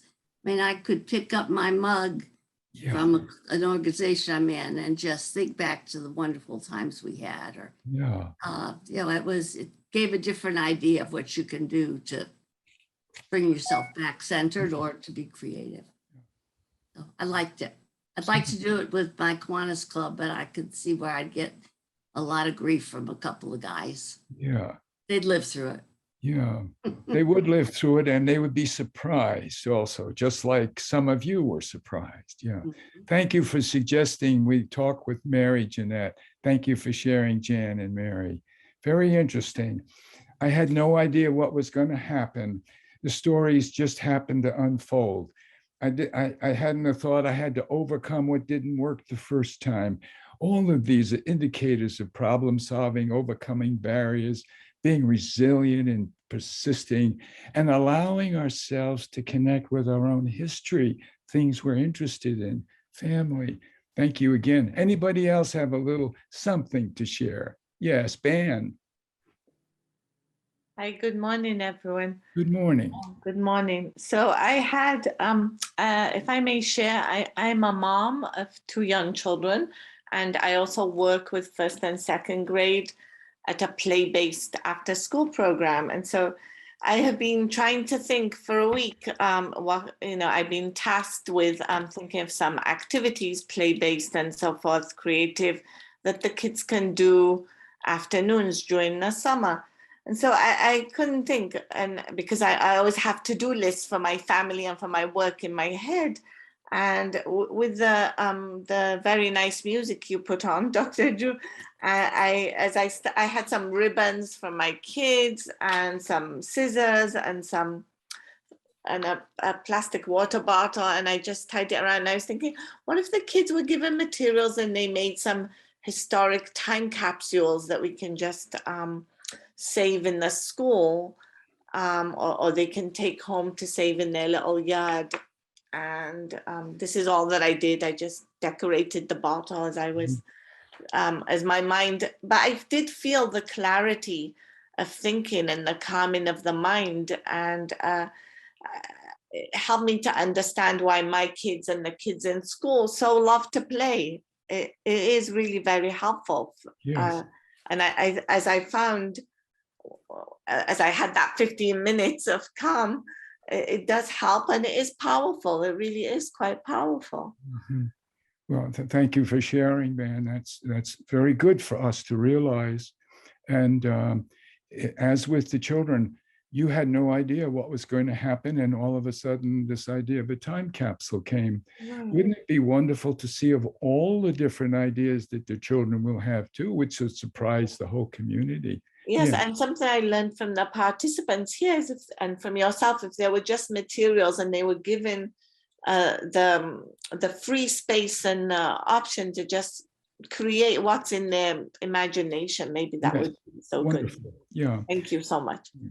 Well, I'd like to thank all of you for this opportunity to share this little solitary play experience with you. Thank you so much for participating in whatever ways, even simply being present. It's wonderful. Thank you very much. I think it's time now for our panelists to join us and respond also to questions that are being asked. Blessings to you all, and thank you again. I look forward to continuing and seeing what happens also tomorrow. Yes, thank you. Thank Well, you. Thank you. Thank you, Dr. Drew. Thank you, Thank you. Dr. Drew. Good morning, everyone. I'm Dan Borba. I'm privileged to serve as the president of the Florida Kiwanis Foundation this year. Thank you also goes to Chuck for serving as our host this morning, and he will be back with us tomorrow. Thank you to all for your participation in our play experience. It's a great activity. I know I experienced it in person with Dr. Drew at his facility. Now it's my pleasure to guide us into our next segment of our convention, our panel discussion. Our panel today has the following leaders and experts: David Magnani, Jennifer O'Brien, Lauren Cerino, Kim Singer, and Linda Brant. To allow us to have the most time, we have provided virtual introductions and background information on each of our speakers on the Florida Kiwanis Foundation website. Our speakers will be called upon to answer questions, and then others will have an opportunity to virtually raise their hand to add to the questions. So I will be asking some questions. Our panelists have indicated which questions that they would be interested in answering. I will give the question followed by the panelist, and then I would ask the panelists to respond in the order that I call your names. So let's get started here. So I could almost say, come on down and have a good time. Okay, our first question: what is an example of play or play projects you are involved? So we'll start with Lauren, then Jennifer, and then Linda. Lauren. Yeah, hi, thank you so much. It's great to be here today. I'm so excited to meet you all, first of all. So to jump into, a little bit of background on, what my thoughts of examples of play. So I work for the MIT AgeLab, and one of our initiatives here is the Omega initiative, which is our Opportunities for Multi-Generational and Exchange Growth and Action initiative. This is essentially designed to foster multi-generational connections, but specifically those with high school students and older adults. So we work with teens to, grow their programs or initiatives, or get them started if they don't have an idea, or if they do have an idea and don't know how to get it started. So a lot of the projects that I'm thinking of are related to this Omega initiative. So a lot of them are, oriented towards community service, technology support, and things like that. But there are some that I think fit in the realm of play and demonstrate how, mutually beneficial these connections can be, and how beneficial play can be to both, younger people and older people. So for example, one of our scholarship winners, we offer a scholarship to high school students who are working in these programs. One of our winners led an intergenerational chess program. So participants would meet weekly to play chess, engage in conversation and storytelling, and create really meaningful connections. They become friends, really, these high schoolers and older adults, as they played together and really got to know one another. Another group of students started an organization called Golden Dogs, which connects students with older adults through on-campus activities like painting, so getting really artistic, and theater. So, these generations are working together to do these really playful things and making connections. There are so many other programs out there like this. So the AgeLab organizes a panel of what is referred to as the oldest old academically. And that's people over the age of 85. And we meet with them about every other month for focus groups and interviews on all of our research areas, and they give us insights on their experiences and their perspectives. So before the pandemic, our lifestyle leaders would actually come in person to the AgeLab, and they would fill up this big room and all, sit around and interact with one another. And one of the staples at these events was to have these AgeLab red balls. So they're these, you can see behind me here, these, big balls that, we like to engage with visitors to the lab. So our director and founder, Joe Coughlin, really loves the idea of integrating play into the lab. So we would have these lifestyle leaders come and they'd be playing with the balls, and there's vases everywhere with these balls. And, whenever someone's visiting the lab, we, encourage them to play. And we just find that has such, big implications for how they connect with us and how we can interact with them on a deeper level. So that's what I would say about, a few examples of, play at the AgeLab and intergenerationally, and yeah.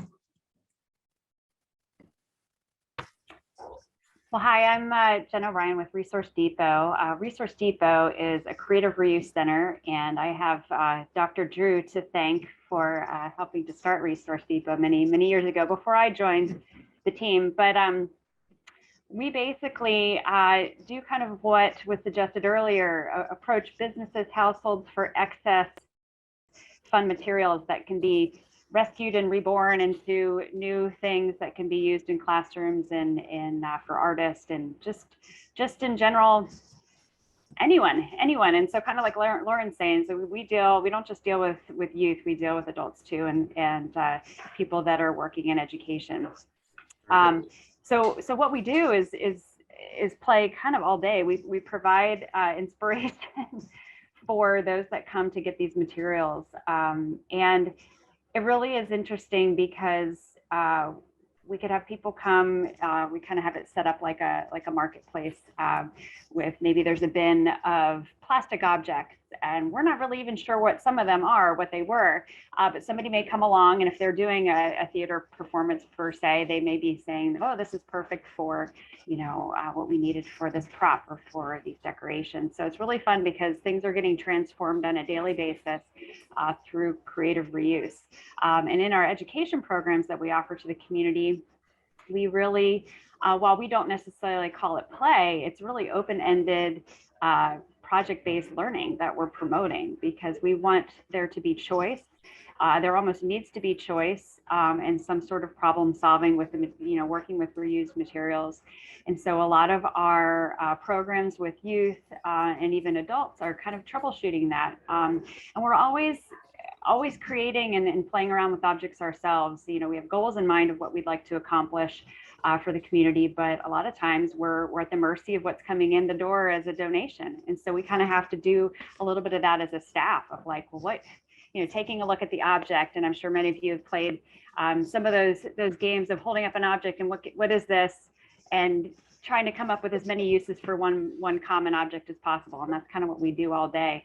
And I really think that a lot of this play is about trying out different ideas, and maybe not, it's always with this like an end game in mind, an end product in mind, but that process of kind of working through things and thinking things and the collaboration that happens often with creative reuse really is what we're going to need for this next generation of eco warriors that are going to make a difference in reversing some of the effects on the environment that we're fortunately, I don't know if that's the right word, but it's becoming more and more common to see these in the headlines. And so I'm glad to see that we're kind of poised to help the next generation come up with some solutions, and it's all through play. Thank you. Linda. Unmute. Okay, I thought it was automatic, sorry. I play every day. I tell Dr. Drew this, I play every day, and it's really true. I learned from him. I guess I learned to play when I was a kid, of course, but in the early 90s, I was the first chairman of the board for his reusable resources center development. And since then, I've followed pretty much everything he and Kitty do and learned a great deal about what really helps all of us have more productive lives. And I'm certain that my playing every day is part of that. Now I have my coffee table in the place where I end up not working anymore for the day, has needle and thread and pencils and pens and paper and scissors and other stuff that become things. And I really honestly do it every day. And I'm certain it is part of what centers me and allows me to be more creative in the rest of my life. And we have a design firm, a communications firm. And so I'm always creating something from pieces and parts or information and visuals.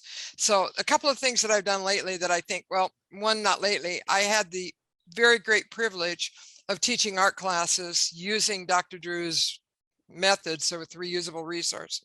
And we had great fun on Saturdays, different age groups and multi-age groups, making things either separately or together, with their ideas being prominent and their solutions being their own. And I can't say enough about what I've seen with children, where instead of dictating what the solution should be or what the outcome should be, you have 3 pieces of paper, make a house in 10 minutes. No, that doesn't help them. They have to create their own problems and see their own way through it. And it's amazing to me how much it matters that you are touching things, that you have your hands on things while your brain is acting. The hands-on thing that Dr. Drew teaches, the hands, heart, mind, all those 3 things working together, it's magic. It's what you were doing when your brain decided to think about something different than you thought you were going to think about in the 10 or 15 minutes that you sat there with these materials. And that works for all of us. Recently, my last thing is that I had a chance to do this with 60 adults who did not expect the tables to fill up with junk, stuff that they didn't know why was on their round tables across the room. It was for a program called Leadership Brevard. And we brought in materials, and I got to practice what Dr. Drew has been teaching me so many years. I got to be the moderator for this and help them begin to play and see the value. And this 2-day conference was about growth management. And this applied because this showed the kinds of ways that things articulate together, the threads between different segments of our population, between the different sectors. And these people saw connections between them, and they actually collaborated at their tables better, had better relationships with each other, even though they've been in this group for a year, in chairs and other things. This time they talked about different things, and they saw themselves in different ways and saw themselves in relationship to others in different ways. So I'm a play advocate, definitely. Thank you. Here's some great examples of play and play projects. So let's kind of move on to our next question that relates to play. How does playing contribute to the learning life skills? So I'll ask David, Jennifer, and Kim to respond in that order. Yeah, thank you all. Thanks for having me. I think probably it's the most, play is the most foundational activity for our ability to become fully human. We do this when we're born, we play. You know, and we start there, and we grow almost entirely through personal exploration, unguided discovery. You know, where was my thumb? Oh, here it is. And it really continues. It continues on until somehow school gets a hold of us, and then we're taught that play is a distraction. When it turns out that oftentimes school is the distraction.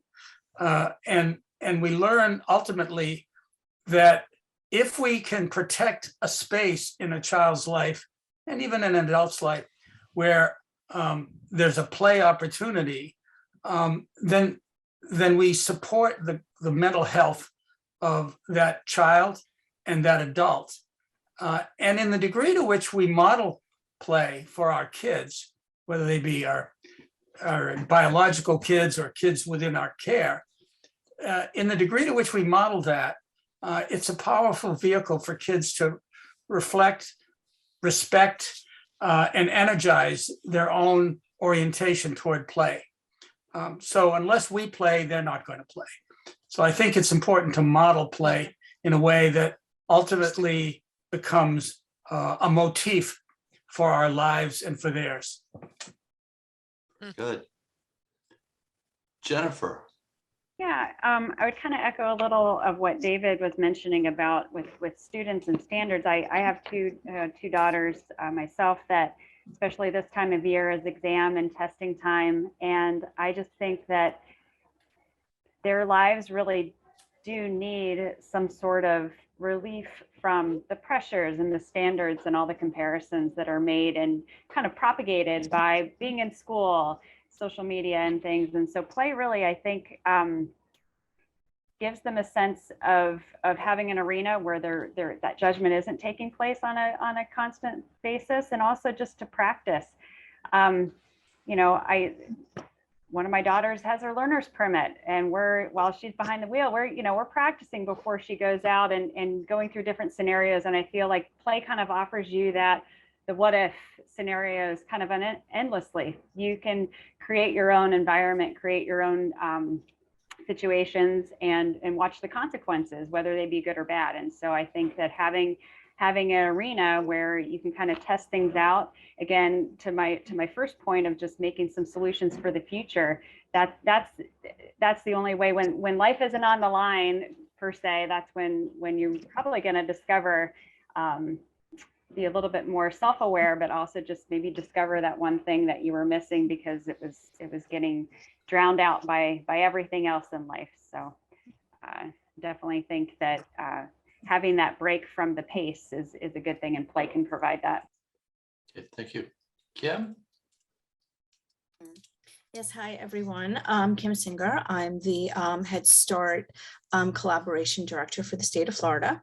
So we serve early childhood, birth to 5. So I'm going to kind of look at it through that perspective, looking at life skills. So typically we would think that, you know, very young children have a very easy time just playing. But a lot of kids have not developed those skills of play, of entering groups, maintaining friendships. And one of the things we really focus on in Head Start is that social emotional learning, and play is a huge part of that. And I don't mean play going into the housekeeping area and just dumping things. I'm talking about functional play. And, you know, all children, it doesn't matter culturally where they're from in the globe, all children play. It's a universal language, but there's definitely all types of play. So in terms of life skills, especially with our youngest kids and even older, you're really looking at the social rules. How do I ask a peer to play?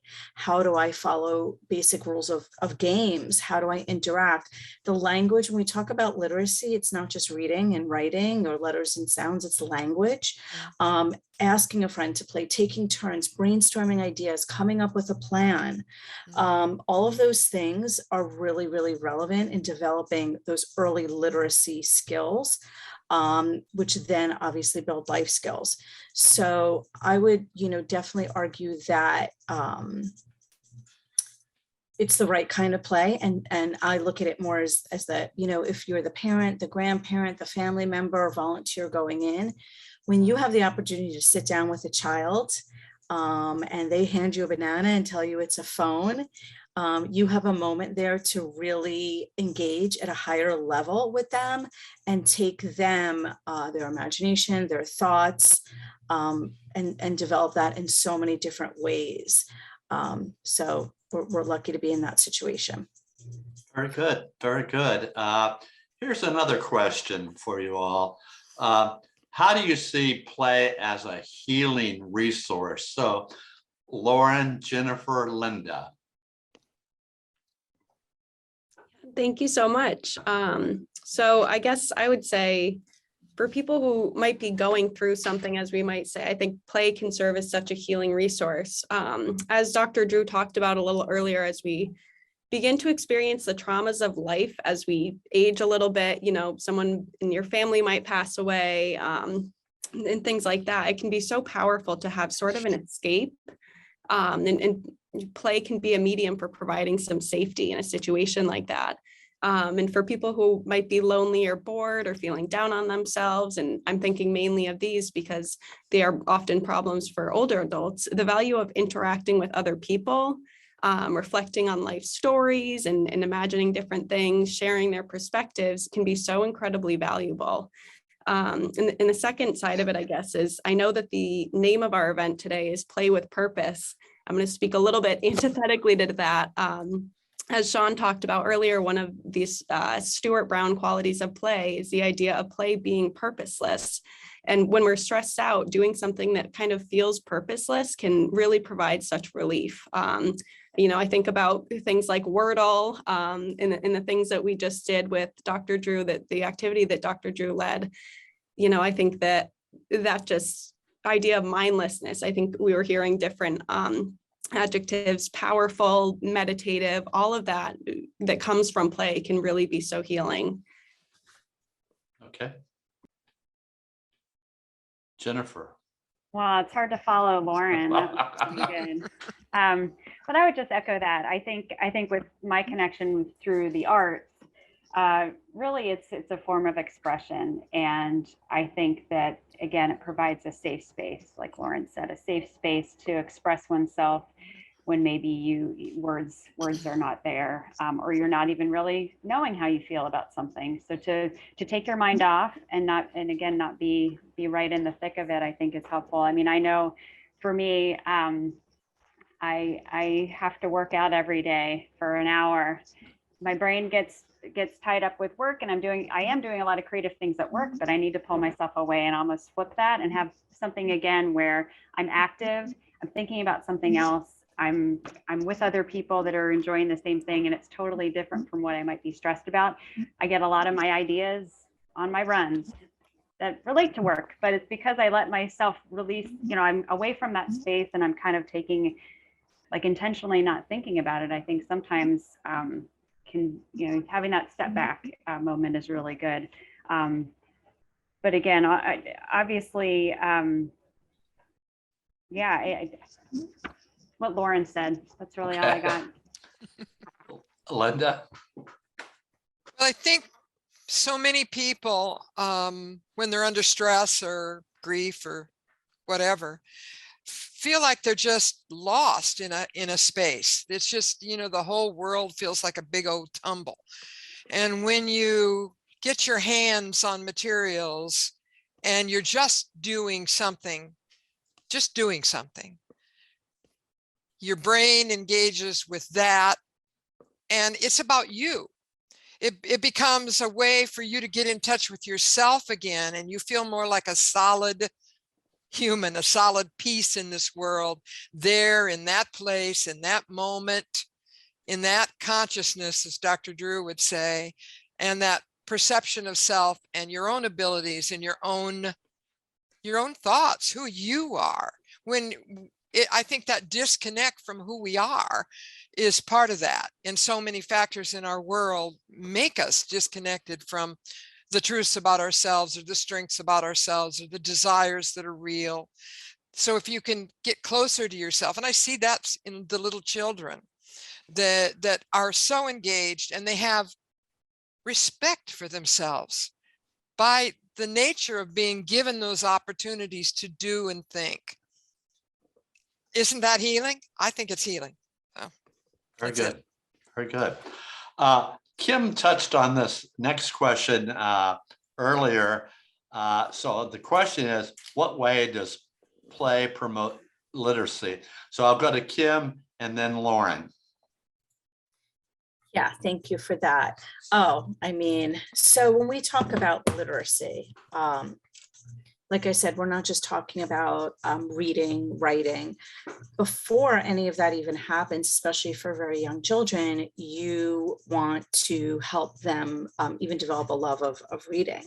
So even, you know, when we have our very youngest children, we want to read to them, sing to them, talk to them in the grocery store. Oh, this is an orange, this is a banana, have those conversations. But also, you know, doing something as simple when they're young, 18 months, 2 years old, stringing beads, playing with Play-Doh, all of that develops those fine motor skills that they're going to need to write later on at 4 and 5 years old. It also talks about, this question also delves a little bit into STEAM, which is science, technology, engineering, arts, and math, and how play really gets into all of that. Something as simple as cooking. Being able to, with a child following a recipe, following a recipe card, measuring, there's your math. Something as simple as being in blocks. I mean, whether you have Legos or wooden blocks or whatever, and building them high and they fall down. And you can have a conversation with a very young child. Oh, you maybe need a different foundation. That's the vocabulary word, that higher level vocabulary. Reading a book, something as simple as one of our favorites, The Three Billy Goats Gruff, which if any of you have ever read it, they're trying to cross a bridge and the troll keeps getting them. It's a very popular, very young children's book, but talking about there's a bridge and what do bridges do? Well, how could I build a bridge? And that falls into that engineering piece and that language piece and writing down steps. So all of that fosters into literacy. The really, really nice thing about children is everything we do teaches them something. So that's the wonderful thing of what we do. So those are just a couple of little examples. Cooking, reading, obviously reading books, making lists, shopping lists with children, retelling stories, asking them questions, not just what's this, what's that, but asking them, tell me more about, why do you think, how do you know? Instead of what color is this or what's this, thinking questions, and all develops that language and literacy. Very good, Kim. Beautiful. Lauren? Yeah, I guess on kind of a similar level, I'm thinking of literacy and STEAM here in the context of learning. So how does play promote learning? And I think again of what Sean talked about earlier, those Stuart Brown qualities of play. And one of them was that desire for continuation. And this is kind of coming from my personal experiences too, not so much AgeLab experiences, but I think a lot of the times learning can be associated with work, especially when you're in school. It feels like work a lot of the time, but when you're doing these fun activities to support your learning, you conceptualize your learning as something that's, fun and maybe entertaining and social rather than something that's work. I think back to I majored in computer science and I learned my first programming language in my junior year of high school. And I was so nervous. I was not a math whiz. I didn't think I'd be good at it. But we use the Khan Academy platform, which I'm sure many of you are familiar with.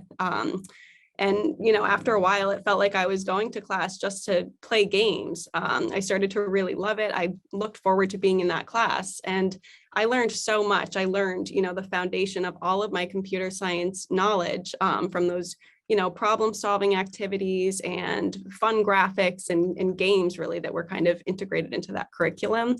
And I was just having fun. I was really interested. I kept wanting to come back for more. It didn't feel like it was just, a school requirement. And that's just, one example that stands out for me, but it was the case for my entire educational journey that, from the time I entered kindergarten until I graduated college, whenever a teacher or professor had us play games or make games or be creative, I felt like I always learned more and I always learned more deeply and looked forward to learning when I had those types of experiences. So I guess that kind of personal answer is the idea of play making people want to come back for more and enjoy the learning process, making learning feel less like work and more like fun. Very good. Very good. This next question is for David. What is the purpose of play?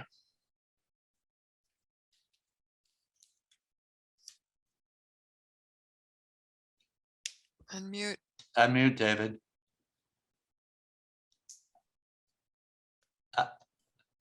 David, you're muted. Yeah, there we go. Okay, there you go.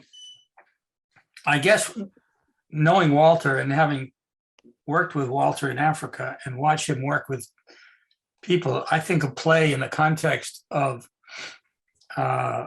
growth, that unless we're able to play, we don't really have much of a basis upon which to build any of the rest of our knowledge structure. Play teaches us about the world in a way that no sort of other epistemology allows us to learn. And that's from at every age. And without that foundation of, and also frankly, not just the cognitive development, but also the affective relationship to the world, where if we think of play as a sort of a fully involving activity, we not just as children, but as adults, will really change the way in which we relate to the world. So the purpose of play ultimately is to broaden ourselves both affectively and cognitively, so that we become more fully human. Very good. Thank you, David. This next question is for Jennifer. We've talked about play, but why is it important for children to have quiet time? Well, I guess I read that that quiet time is just independent play, independent learning, just being alone in your own thoughts. I think so much, and again, referencing my own children, there's a lot of noise. There's a lot of noise and a lot of things that are constantly competing for our children's attention and our attention.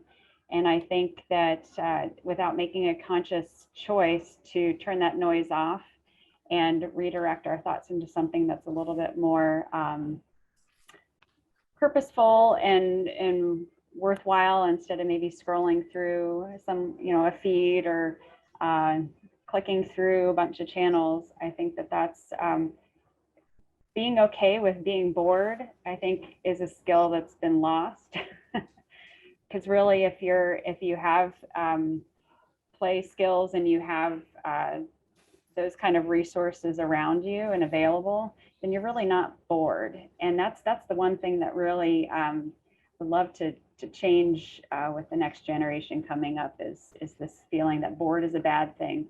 I think bored is okay, and it really, I think you'll find that you're really not bored.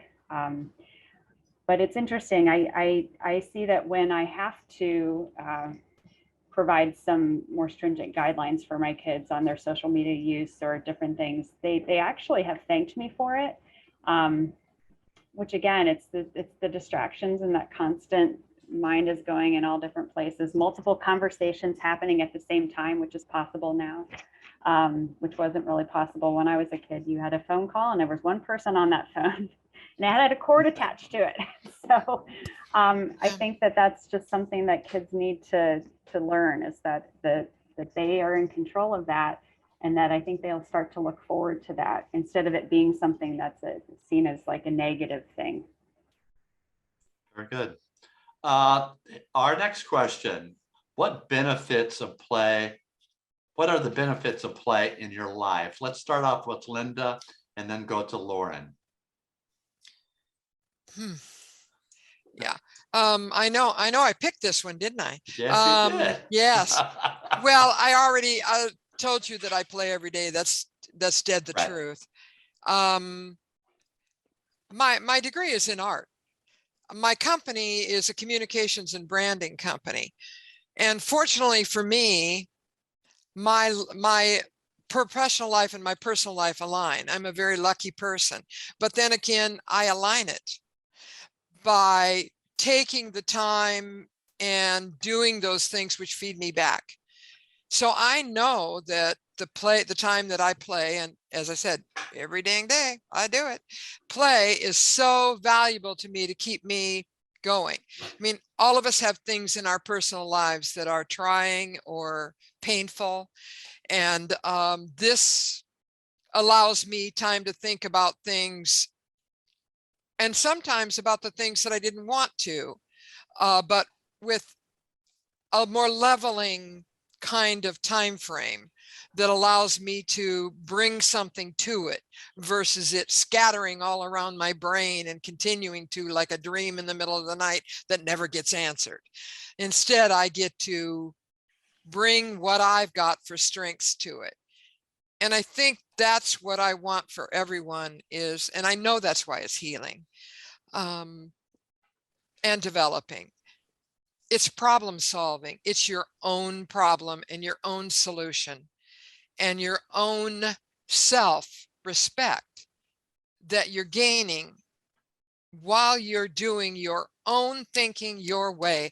And we're every one of us an individual. And I'm really think it's so important for everybody, but for our littlest people to start them out right and allow them the respect that they deserve as a thinking human creature. They can do things at 1. They can do things at 2. They can be capable at that age, and they can teach you things. And I think we have to do that for our kids in order to develop our generations of healthy individuals. Very good. Thank you, Linda. Lauren? That was incredible, Linda. Thank you so much. I think I approach this question kind of from the academic-y, science-y side, and specifically towards older adults. I think, the benefits expand beyond children. And I think that's something we don't, we probably think about it often, but the general, public maybe doesn't think about that so much, that adults can benefit a lot from playing, and older adults specifically. So thinking about cognition, I remember as a child playing these memory card matching games with my grandmother, and she would say things like, "This keeps me sharp." And I think that's true. Play scientifically really does enable older adults to exercise their cognitive flexibility. They can think critically, they can solve problems. And those are all really important things for people to maintain as we, grow older and cognitive decline might set in. And of course, there are social and emotional benefits too. We know that social isolation is a huge problem for older adults. And so interacting with other people, especially through play, and creating new friendships, and also just in general, having fun, having the opportunity to tell stories or reflect on one's kind of lifespan, and think about and share perspectives can really combat social isolation and depression. And again, thinking about our activity with Dr. Drew, all of the adjectives that we heard, I think it goes to show how valuable this can be to take a pause and just be creative and have fun. So, yeah. Very good. Thank you, Lauren. Another question, this one's for Kim. What was your earliest play memory that you remember fondly? So kind of a funny story. I very, very vividly remember many decades ago being 6 years old and my mom taking me to a toy store. Back then it was probably Toys R Us, and she said, "You can get whatever you wanted." And I chose a little miniature lawn chair. It was one of those old school metal ones. And my mom was like, "Why would you want a chair?" But the reason it's such a fond memory is because I took that chair, I had it well until I was a teen, but made tea parties for my dolls. I brought it outside and had picnics. I would have friends over. It was the scene of so much imaginative play, which I think is so important. So it's actually still to this day one of my fondest memories. I have a 19-year-old daughter who I said the same thing to her. You can get whatever you wanted, and she picked out this giant like unicorn, and to this day she's at 19. It's still in her room. She still loves it. So, those things make a difference. And it really launched, that I'm still a very creative and imaginative person.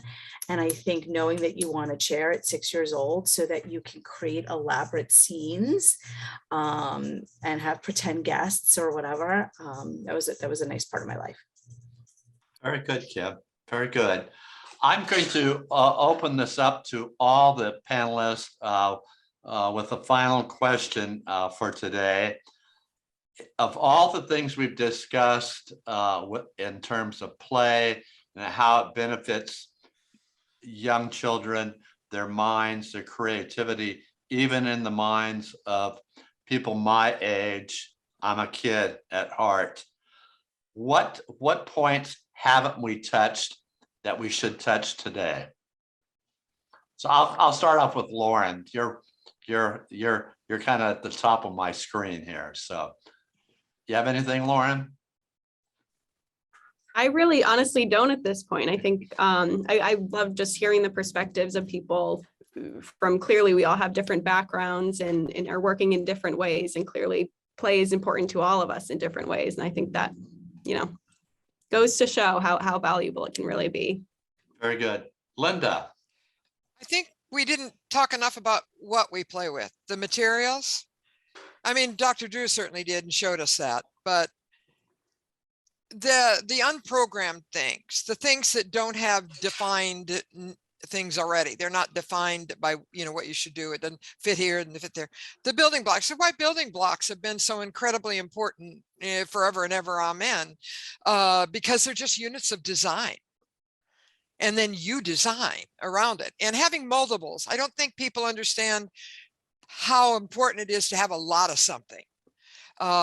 Because then that design can be anything and it could go across the room, around the world. It's as big as you need it to be when you have design materials and design elements, those like entities that go together, or multiple things that can be made to go together that didn't go together. That is creation. That is innovation. That is engineering. That is the kinds of things that we want our creative people to learn and do in our world. And so, you know, that fight for materials for people who don't have them is very important. And the message of the reusable resources centers and those kinds of places, the resource centers for our teachers and parents and kids, is an important aspect to remember in this. Thank you, Linda. David. Well, as you asked the question, Dan, it struck me that in the world that I lived in for many years in politics, that our country would be in much better shape if Senate and House members, in the Congress and in the House, had an attitude of play, had an experience of play as adults, had a respect for it. It could become a common language between people who don't generally communicate well. And I feel like it's not a bad thing to think about play as an adult activity, and one that would foster a kind of collaboration where we have so little of it now in Washington and elsewhere, that maybe we need to think about its role as a lubricant for the kind of social conflict that we're suffering right now. Very good. Very good. Jen. Well, to build off of David and Linda, especially Linda, I think you're right. It's having those materials at our hands. It's also the fact that the word play seems to connotate frivolousness and purposelessness, and it's not something that is a worthwhile endeavor. And I think the more that conversations like these take place, and the more that we can frame it in the way that it really is a means to the end that we're trying to solve in the world, the social conflicts and lack of creativity, innovation. I feel like from, again, my lens in the art world, so many people say that, oh, I'm not creative, I'm not an artist. So, well, who did you dress yourself today? Yeah, well, you made choices. You decided whether or not they go together, right? You know, you decided this purple shirt works well with those red pants. I mean, you're making choices and you're doing this, and I feel like the more people realize that it's something that they can participate in, and again, there's no judgment, there's no right or wrong. It builds those bridges, it starts those conversations, and again, it's a unifying factor. And maybe play needs to be, again, redefined as something very, very important. So I agree with everyone here. Very good. Kim.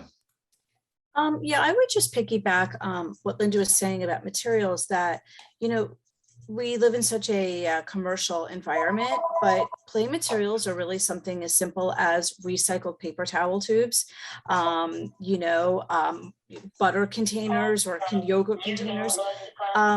You know, young children especially, you can make anything with those recyclable materials.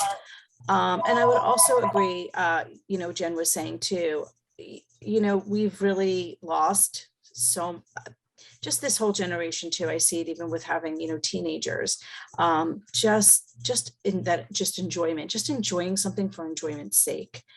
So I think we can't state that enough. Very good. I'm just gonna take a point of personal privilege to talk about one of the first play activities I did as a young child. And you could go back 70 years, so I'm giving away my age. Is that I was raised on a dairy farm, so there's lots of dirt, lots of things to do in the dirt. I made cities and using my trucks, made roads.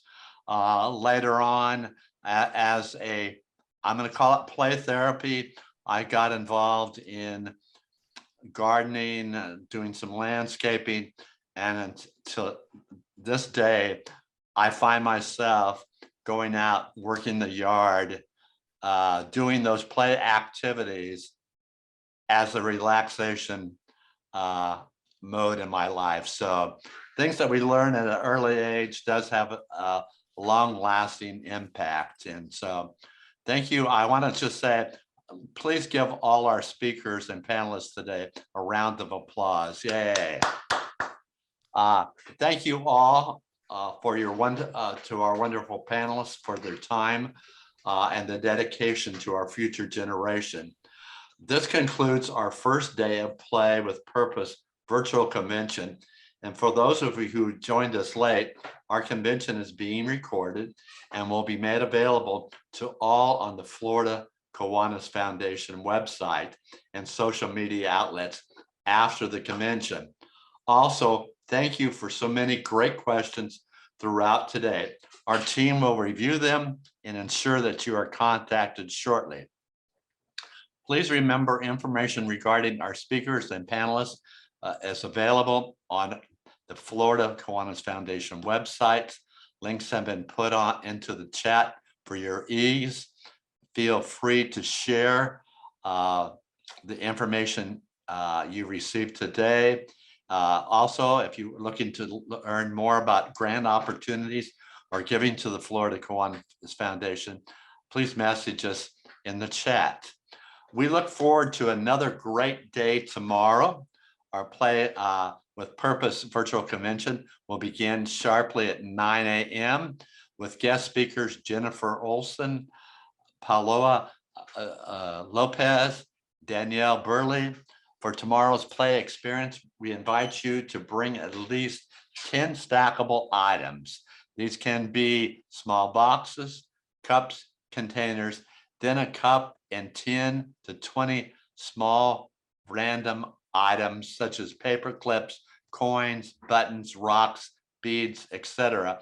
And you think about your junk drawer, you just might find all 20 items in that junk drawer. So look there, maybe that'd be your first stop. We ask that you keep an open mind and engage in play. This is such a critical part of our working together. Please come and play with us. Again, special thanks to our partners for making this event possible.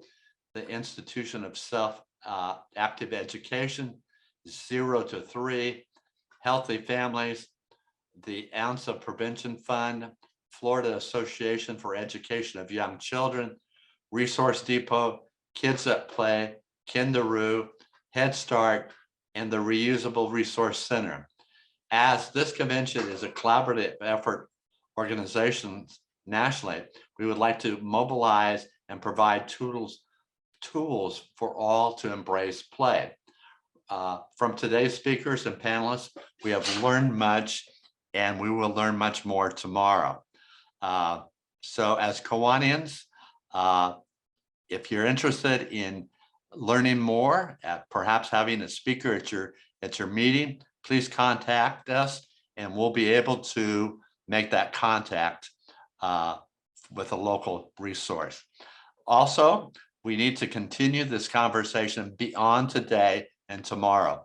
We need to invite you to connect with our speakers and panelists, again, through your local Kiwanis clubs to showcase all the great partners that Kiwanis has made over the years through Young Children Priority 1.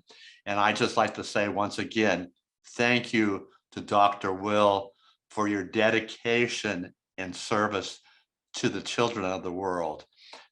Some of you may remember in the earlier days of Kiwanis, Kiwanis had a major emphasis program.